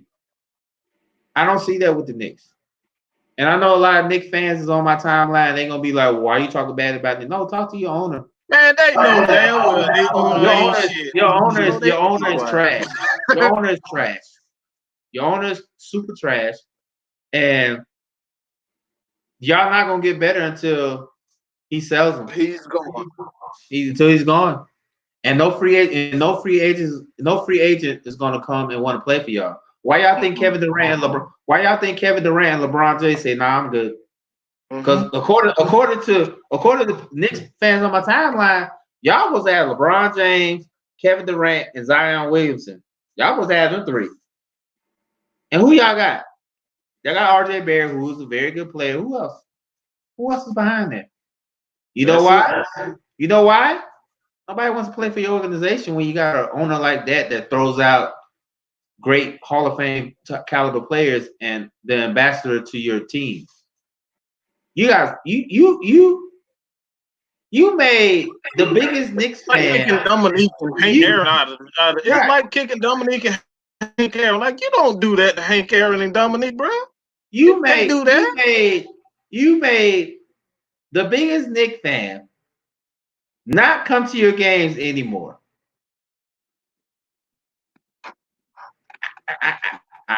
It's like Stephen A. Smith's name. That is blasphemous. That is blasphemous. It is. Blasphemous. It really is. Because it's like you said, Mike. That's like Atlanta kicking out Dominique. It's like kicking out Dom. That's like Hank Aaron can't go to a Braves game. You can't. It's bad. It's terrible. It's terrible. Like, something needs to happen. Because I'm telling you right now, the way that all this stuff happening, ain't nobody gonna want to play for the Knicks. Ain't nobody gonna want to play for the Knicks. So, yeah, it's bad. Oh, shut up, Shane. Nobody gives a damn. So, all right. So we're gonna move on. So we're gonna talk about these Clippers. I think the Clippers are trying to break away from the Staples Center and have their own thing. They don't want to play under the king. They don't want to play under the king. And they said they're going to purchase the Forum which I think they're going to tear it down and build their own arena. I wish they would keep the Forum because there's a lot of good memories in the Forum. That's where the Lakers won most of their championships. But at the same time, the way that both LA teams are pretty much playing good ball, I kind of understand where he's coming from. He wants to have his own entity. He doesn't want to be the second. Like he doesn't want to be the redhead stepchild in the mansion. He wants to go and get his own house. So I really hope it happens. I'm hoping for a Clippers versus Lakers Western Conference Final because the pettiness will overflow. So, I mean, what you think, man? What you think? You think and then this guy Ballmer, he was one of the founders with Microsoft along with Bill Gates, so you know he got money. So, I mean, what do you think? What do you think about it? I think it's long overdue, to be honest. Like, what took you so long? I wouldn't have played in the same arena as my rival. Like, that's blasphemous, to be honest. That's blasphemous. Right. Like, it's like trying to go and play in the Falcons trying to play in the Superdome. Like, nobody playing that bullshit. Nobody want to play in that Kia. Nobody want to play in that Kia Optima Superdome. Like, no, I don't want to play crap. So it's like, what took so long? I'm actually glad so they can finally feel as though that they have their own fans. They have their own fans. I don't think they feel like they are a valuable organization without always being compared to the Lakers and you realize that the Lakers have won 18 championships. I mean, the Clippers have won 0. You know what I'm saying? So I will. But I will say this. I did say that the Clippers will be.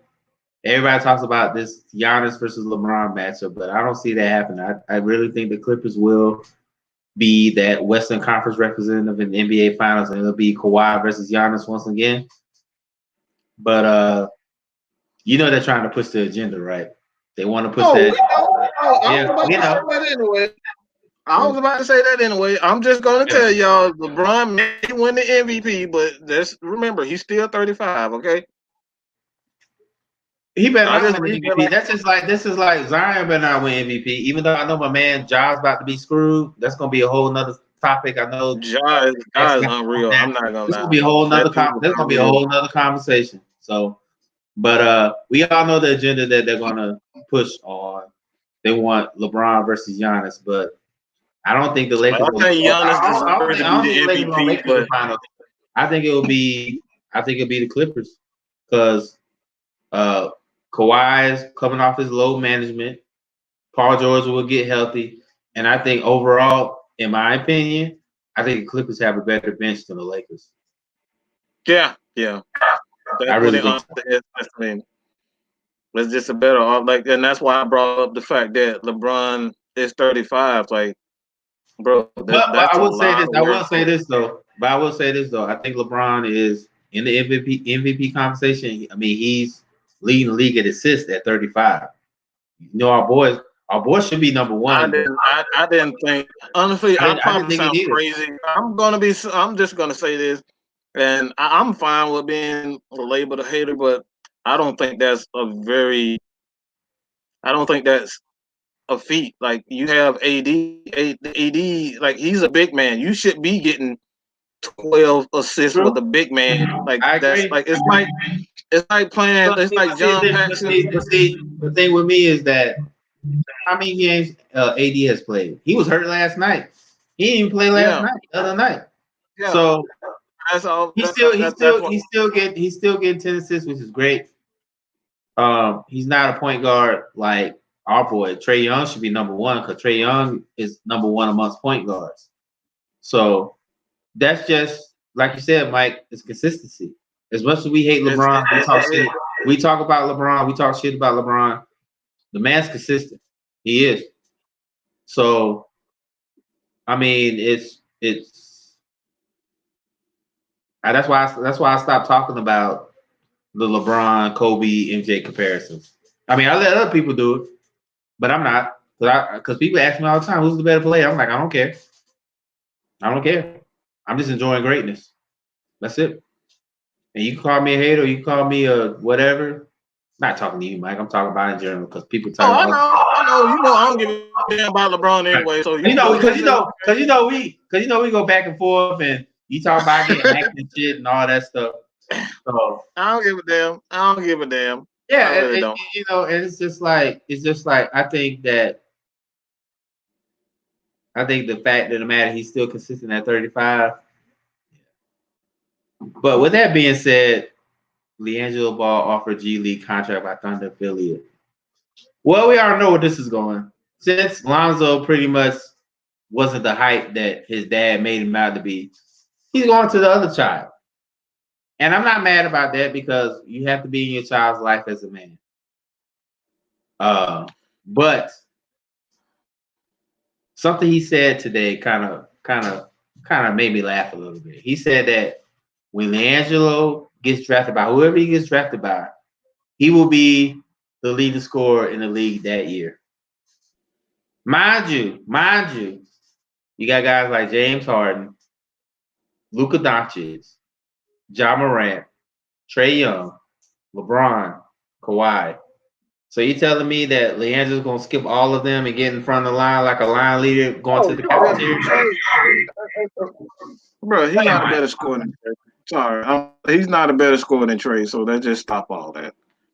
All right, stop it. He's not a better Don't scorer than ever. all those guys. And he's gonna be a rookie coming into the league. You really think that he's gonna drop 35, 40 points a game coming into the league? Nah. I don't think so. Mm-hmm. Don't get me wrong. They get me wrong. I want to see them succeed, but bro, you talking about he's going to be the best scorer in the league next year? When I just named about 7 or 8 other people that can score the ball better than your son, easy. So yeah, that's how I said it.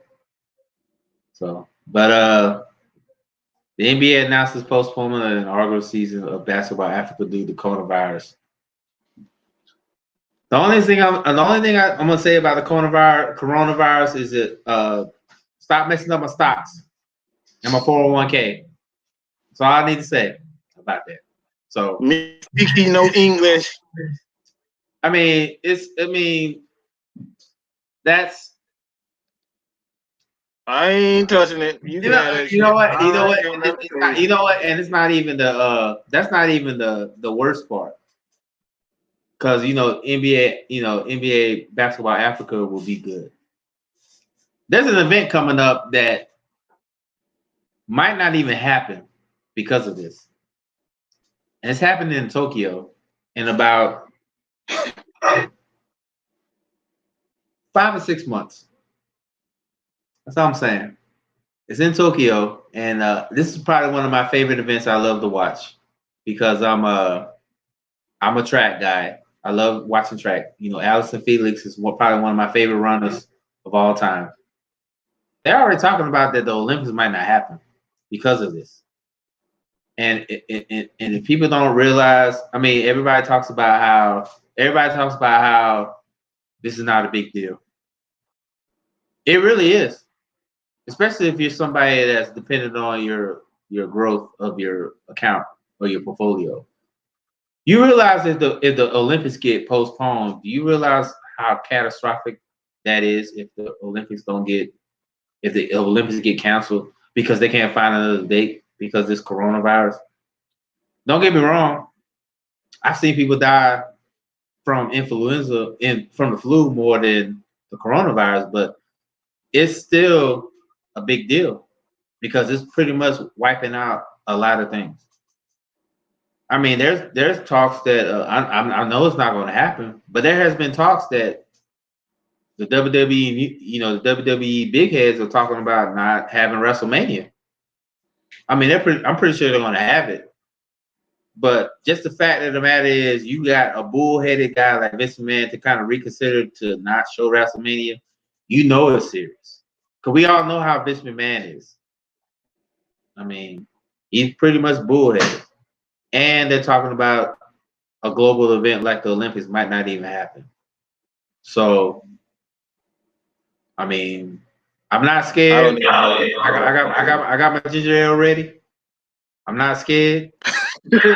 But at the same time, but at the same time, you gotta take heed to this because those are two very impactful money making shows, the Olympics and WrestleMania.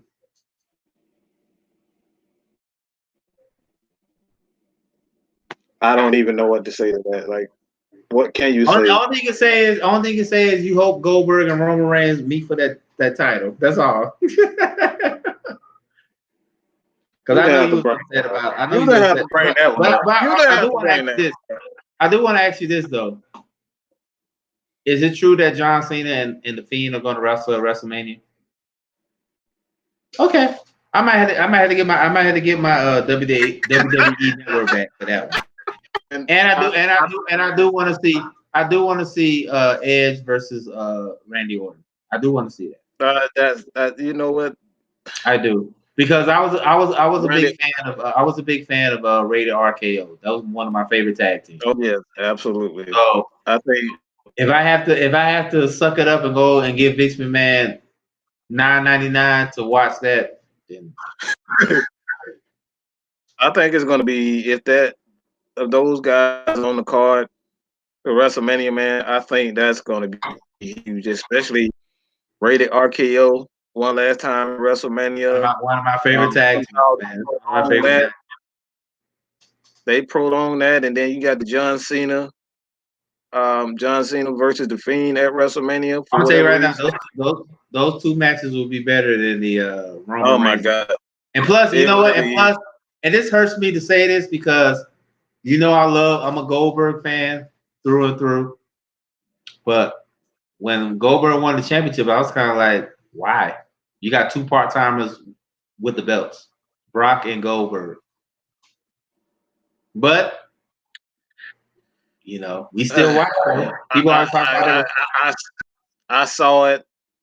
I understand, but I was still like, why? Like, okay, why? I felt, I felt like he was like, you know what? You felt like me. You felt like me when AJ Styles beat D Ambrose for the belt, and I didn't understand why. Yeah. I know Dean is damn sure your guy. That was my guy because you know what? Dean Ambrose remind me of me, the regular guy who doesn't really watch wrestling, but he can win when it's time to go. So yes, sir, man. Yeah, that's exactly how I feel about myself when it comes to the Fiend. A weird, odd ass dude. It's just. But I will say this about that. I think Fiend was a better, even though he had the best character. I think he was a better wrestler than Dean. Yeah, he was. And I think that as much as I didn't want him to lose the title, because I did watch a little bit of Super Showdown on YouTube. Shout out to YouTube for getting the bootleg links. I do understand why he lost the title because he wants to avenge the loss to John Cena. Yeah. And I think that John Cena is kind of being like The Rock when The Rock fought John Cena at WrestleMania. He's kind of like passing the torch because everybody knows that John Cena, as much as we don't like him, he's pretty much been the face of WWE for many years. He's been the guy. He's been the guy. So I think that John Cena, two things will happen. He's gonna lose to the Fiend, and the Fiend gets more. He's already over. Or John Cena beats the Fiend, then he goes challenges the winner of WrestleMania for the championship, and then he ties Ric Flair's record, and then he retires. Yo, I think people will riot if that happens, man. I don't think people really see John Cena tied with Ric Flair. I don't think that. You know what? It's just like when people say that Zion Williamson can't win the Rookie of the Year over John Morant. Yeah. I really think that's going to happen. I think John Morant's going to get screwed. I really do. I really think he's going to get screwed because Yes, Zion's been balling, but he's only played what 35 games, and you telling me he's rookie of the year over Ja Morant, who's been consistent this whole season. But we have politics in the machine on your side. What can you do? What can you do? You can't do a whole lot. You can't. You can't because it's like me going against you. I'm the guy with the loud mouth, but I'm independent. But you got the machine behind you. They're gonna go get you because you have the machine. Yep. ESPN, WWE, they operate off machines. So if you got the hype That's the machine behind thing. you, so if you got the hype machine behind you, guess what happens? You get pushed. Yep. You get a Yeah. major push, man. I just don't. I hope that he's wrong. I hope I'm wrong about it, but they pushing the hell out of Zion right now, man. They And you know really what? And you pushing know that what? man to the moon. It's warranted. It's warranted, but I don't think he needs to win Rookie of the Year. I don't But think he's not now. with that being said, we're gonna say a couple things about March Madness. The only thing I'm gonna say about March Madness is I got $1,000 on Kansas. That's it. I got Well, $1,000 on Kansas. yeah, They went down to beat the number one team in the country in Baylor on the road, and then they turned around and beat two good teams at home. Right now, the way they're playing, they're the number one. And then the one team that I usually bank on, my sleeper team, they might even make the playoffs in North Carolina. I know you're happy because you're a Duke fan and LD's a Duke fan. I know y'all happy, yeah. but I gotta go. And I know Brian is still listening right now. He's a Kansas fan, but that's my team right now. Oh, I forgot about that. Yeah, Yeah. I think Kansas right now will be the national champion. But like I said, we gotta figure out because they start season tournaments this week, and then they do the selection show on Sunday. Mm-hmm. So I'm gonna wait. I'm gonna wait a little bit. But right now, my team right now, the team to beat in the tournament, the team in Lawrence, the Jayhawks. Yeah. I can't see anybody beating that. Baylor looks good, but at the same time, it's just Matter of fact, Baylor when you lost have to momentum TCU. at the right time, that's it. Baylor just lost to TCU a couple of nights ago. Yeah, But like that's what I'm lost saying. to Like TCU. momentum means everything, and It all depends on who. It's just like the NFL and the NBA. It just depends on who gets hot at the right time. That's why you okay. look. That's why I said. That's why I said that the NCAA tournament is probably one of the best tournaments to me because It's all about momentum. you never know. Whoever You has never. the momentum going in, it doesn't matter how good you are. It's And if just you got the who momentum gets going hot at into the right. March Who Madness, gets hot at the right time. mm-hmm, Yeah, who gets right the hot at the right time. So, mm-hmm. but like I said, I love March Madness. But right now, to me, from Jayhawks. And I know Brian's listening. He was talking about, hey man, give a shout out to my Jayhawks. I did it. I gave a shout out to you, Jayhawks, man. All right. So with that being said, we're going to the next subject here. Farm shots. All right. We just end the show right here. So I'm gonna let my bro go first, and then I'll clean up, and then we'll wrap it up. So you know, honestly, I don't even have a ring. That's So surprising. I don't have, but you know what? The one thing about social media and being live, it'll pop up in my memory while you're talking. So, Uh, well, go ahead, Mike. We're gonna, go ahead and we'll wrap this up, and then we'll be on our way. I don't really have one myself. I don't think. Only thing I can say is that this is weird as hell looking at my like who the hell just did that? Uh, your brother did it. All right. I'll say this, man. I'm tired. I'm tired of the constant need for other teams' trash. Why don't we just look at our team and realize that we have players that needs to be maximized. And what I mean by that, we got a guy like Grady Jarrett. People don't appreciate what Grady Jarrett is. This guy's a Pro Bowler. He's one of the best defensive tackles. He gets in the backfield. He gets penetration.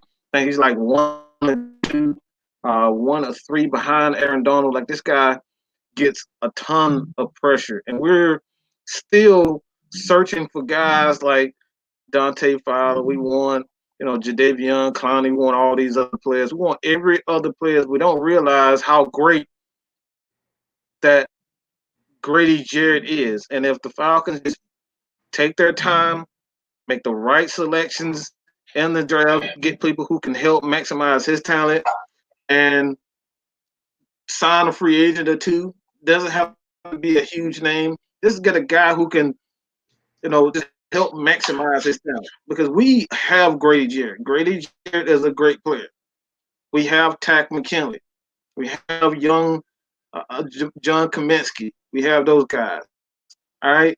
We don't need to go out and pay $20 million for Yannick. We don't need to go pay $15 million to a guy in Deontay Fowler. We don't need to do that. We have a player in Grady Jarrett, and we don't. That's one thing Falcons fans don't do.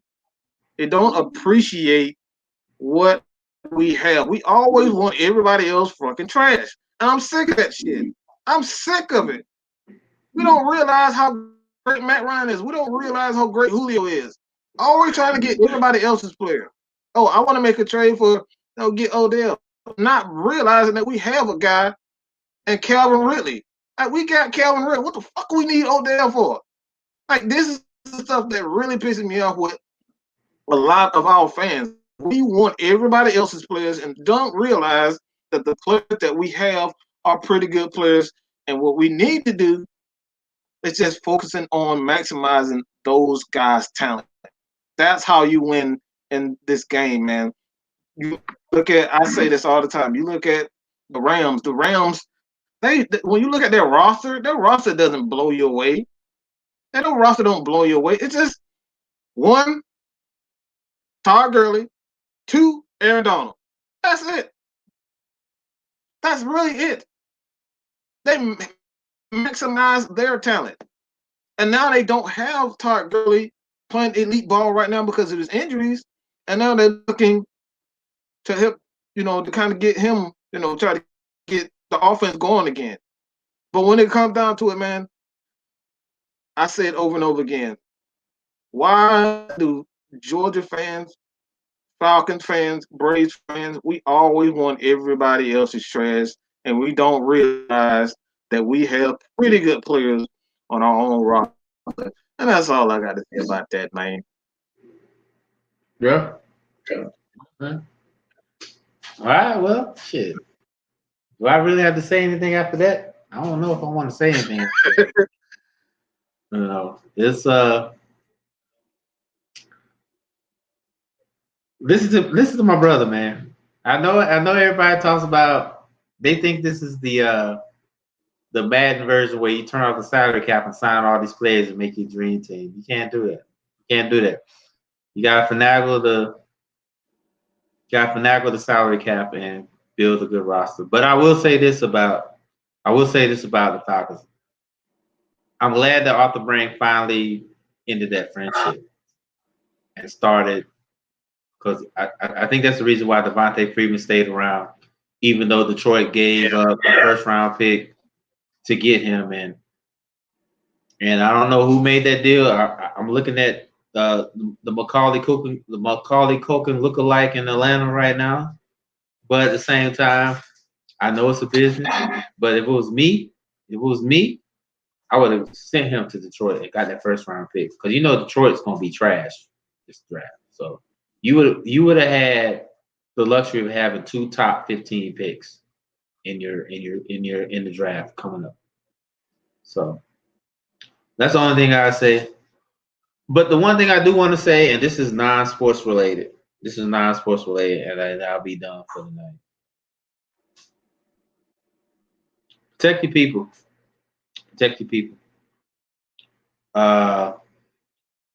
I read something today that kind of stirred me a little bit. Well, it didn't really disturb me. It just showed how unity amongst the black congregation is strong. There was a young lady that wanted to put her product out there in Target. She wanted to show that, hey, I'm a black woman and I made it. You can do the same thing. And and there was a lot of trolling. There was a lot of vitriol from old white. Okay, I don't want to say white. I'm gonna get fired. The old male community in the Caucasian cul-de-sac that got upset because they wasn't included in the commercial. And this is sad to me because whenever they do something, they don't want nobody to be included. It's just about them and only them. It's just about them and only them. They don't want nobody included. They don't want nobody to be associated. They don't want nobody to be mentioned. But when one of us, black man, black woman, black child, when we uplift each other, when we want to make ourselves better, and we just cut it off to where it's about us, now it's a problem. You know why? Because now it's racist, because you don't include everybody else. Newsflash. You have an actor in your White House. Mm. A guy that has no experience on being president in your office. That should be more than enough right now, because honestly, as much as I hate to say it, he's probably going to be our president for another 4 years. I hate to say it. So let us have this moment to champion somebody who's made it from the bottom that looks like us. Okay? That looks like us. Y'all can't have everything, because truth be told, y'all are living on something that we built. Mm. That we built. And y'all got mad because we stopped working for free. You know? That's where the problem lies, because when we stop working for free, that's where the problem, because if we decided to still keep working for free, it wouldn't be no issue. Because y'all could just pick and choose who y'all want to do for certain things. When we started to decide to figure out how we are worth more than what y'all tell us, that's where the problem started to lie. And it's going to still be a problem for y'all. It's not going to be a problem for us, because we know what we're worth. Because honestly, if all of us would decide to get up and get on a ship and leave and go back to where we came from, y'all would sink as a country. Y'all would. Y'all would sink as a country. And I was willing to die on this hill for that. So just kind of chill out. Let us, like Cat Williams say, if you don't fuck with me, I won't fuck with y'all. That's all I gotta say about that. I'm good. That's all I have to say after that. But to the lady that's experiencing it, she her sales have went up. I bought stuff for my sisters, and I'm probably gonna buy some more for a giveaway, maybe for a woman on our show. I'm probably gonna buy some more stuff for a giveaway. That's in my plans. I know my brother's looking at me crazy, but I'm probably gonna do that too, because I'm all about black business. I'm all about supporting people that look like me, man or woman that look like me. So if I gotta go and do this by myself, yeah, absolutely. Because what G Money said from New Jack City, we all we got. We all we got. We all we got. So whenever I see somebody that looks like me succeeding in business, 100%, the whole time. That's all I gotta say about that, man. I'm good. Appreciate y'all checking in with us, man. I appreciate y'all talking to us. I gotta calm down a little bit because I felt the PTSD was right here. I had to calm down a little bit, but I really appreciate everybody listening. Like everybody that's even Dexter. He's not on the show, but he's been kind of running the scenes, and LD and Mike and Matt and Phil and Kim and Nikki, and I want to be the next one. I want to be the next great black company. And Matt, shut up because you black. So because I can hear him say. I can hear you know he's saying something. I can hear him say, "What about me?" Nah, you part of us, bro. You part of the family. But like I said before, I want to see us take off, man. I want to see breaking the stigma at Red Cup Rants and Hodgepodge and Champagne Conversations and the Boom Show. I want to see all that take off. All of that. I want to be the next great black company. That's my goal for 2020 and beyond. That's my goal. Yes, sir. So we're gonna make it work. We really are. So with that being said, unless Mike got something to say, I'm done. This is you might think that bitch. You seeing Punk that motherfucker. So I'm just saying, man. I'm just saying. I appreciate it. I appreciate everybody listening to us. I appreciate everybody chiming in. I appreciate everybody checking in with their opinions. And if we ain't got nothing else to say, shit. Next Tuesday, same time, same channel. Mm-hmm. All right. All right.